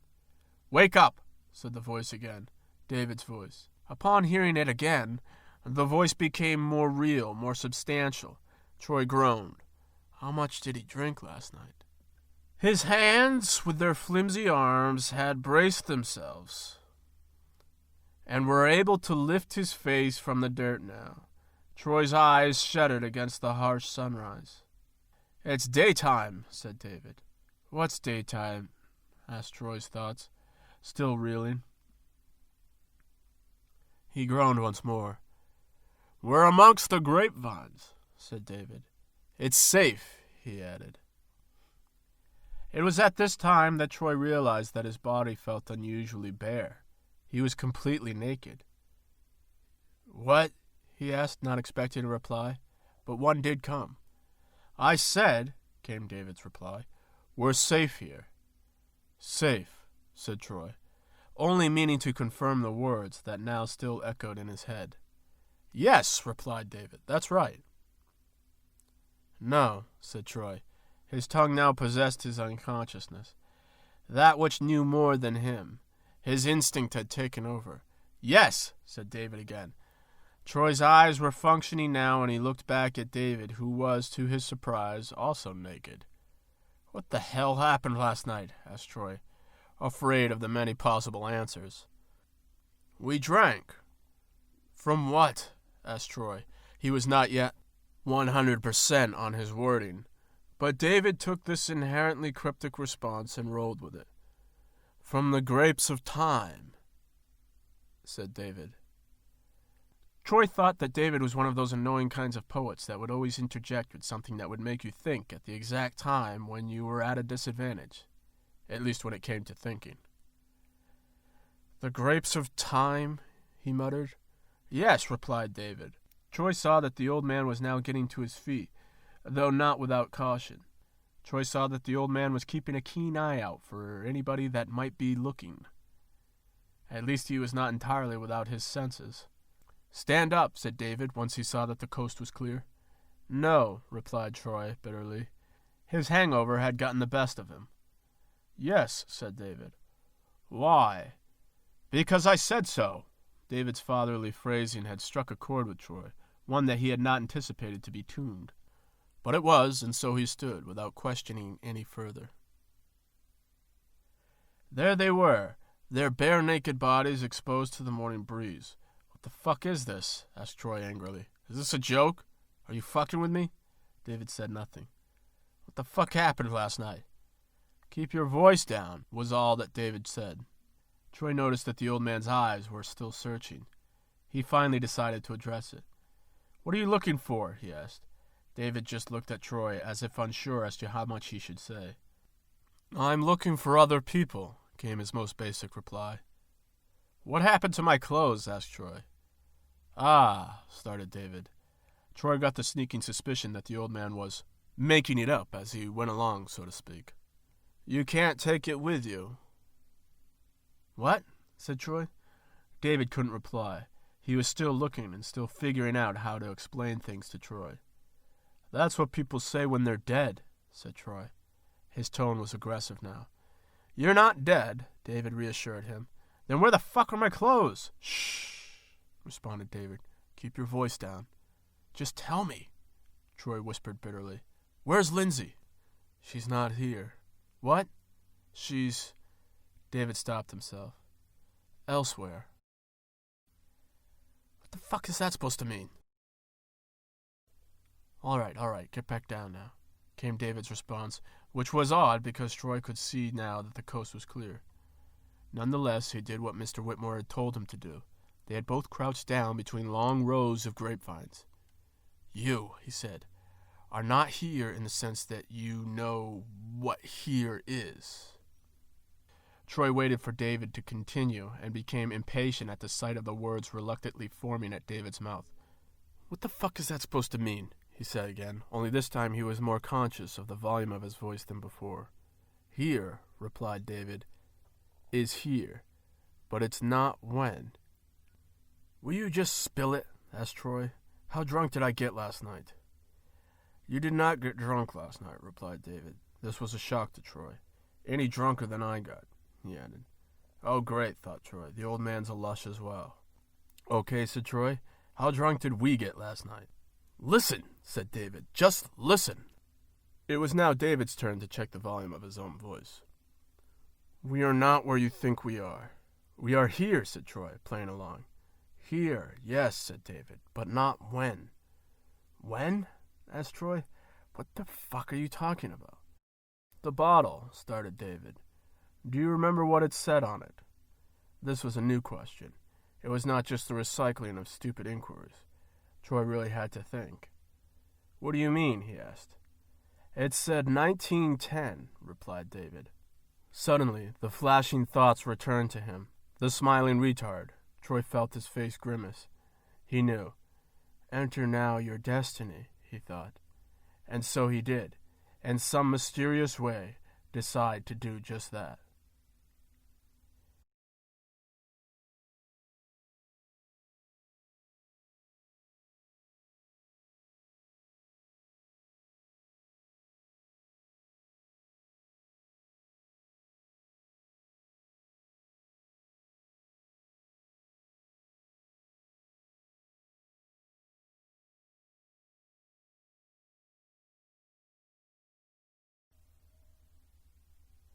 Yes, remarked David. Hearing him say it out loud was not as expected. It was the kind of yes you'd use to confirm a fast food order. 1886. Troy was double-checking now. You heard me, said David. We have to find some clothes, said Troy. He saw the imprint of his remarks in the expression of David's face. Had he thought of this? Clothes, said David. Yes. It became abundantly clear to Troy that he was in the hands of a madman. Where? Asked Troy with ferocity. Don't worry, said David. I'll be right back. And with that, David started out on that soft, cool ground soil. Wait, hissed Troy. David stopped dead in his tracks and turned to stop and listen. What is it? He asked. Why? Asked Troy.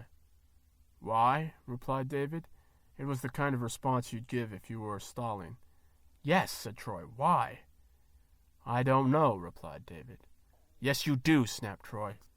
Yes, I do, echoed David. Stop stalling and tell me, replied Troy. David looked around once more. All right, he said. There's a woman. Her name is Harriet. That's all I can tell you right now. And with that, David attempted to make his trek for laundry. Wait, cried Troy. Surprisingly enough, David did just that. He waited. You can tell me more, said Troy. She, started David. She's the person you're here for. What does that mean? I don't know. Yes, you do. David seemed to be pleading with Troy. Please, he thought, please don't make me tell you. But he knew that Troy was going to make him do just that, one way or the other, and so he succumbed. She is yours, he said. What? Asked Troy. She is to be yours, replied David. I don't understand what that means, said Troy. She is as she is, replied David. And you are. You are going to marry my daughter Abigail. Lindsay, said Troy. What? Replied David. Lindsay. Oh, yes, Lindsay. Whatever it is she is calling herself these days. My daughter. The words of David had wrapped themselves around the heart of suspicion, around Troy's heart, and had pulled it down into the very depths of this now very strange reality. Lindsay, cried Troy. Yes, of course, Lindsay, replied David. The woman I'm going to marry, responded Troy. Yes, said David, but Harriet is to be yours. Who is Harriet? Harriet is the mother. Whose mother? The mother of the mother. Harriet is the oldest. Harriet is to be yours. But why? Because, started David, if you are to marry into this family, you must become one with the family. That's the way it is, and that's the way it has always been. What are you talking about, said Troy. This is madness. And it was. David just looked at Troy for a moment without saying anything, and without another word, David took off running in search of clothes. Troy looked around himself.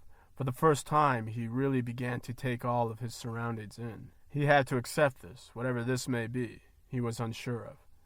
Yet standing there, naked, he knew he could not trust David, and so he ran. He ran in the complete opposite of David's direction.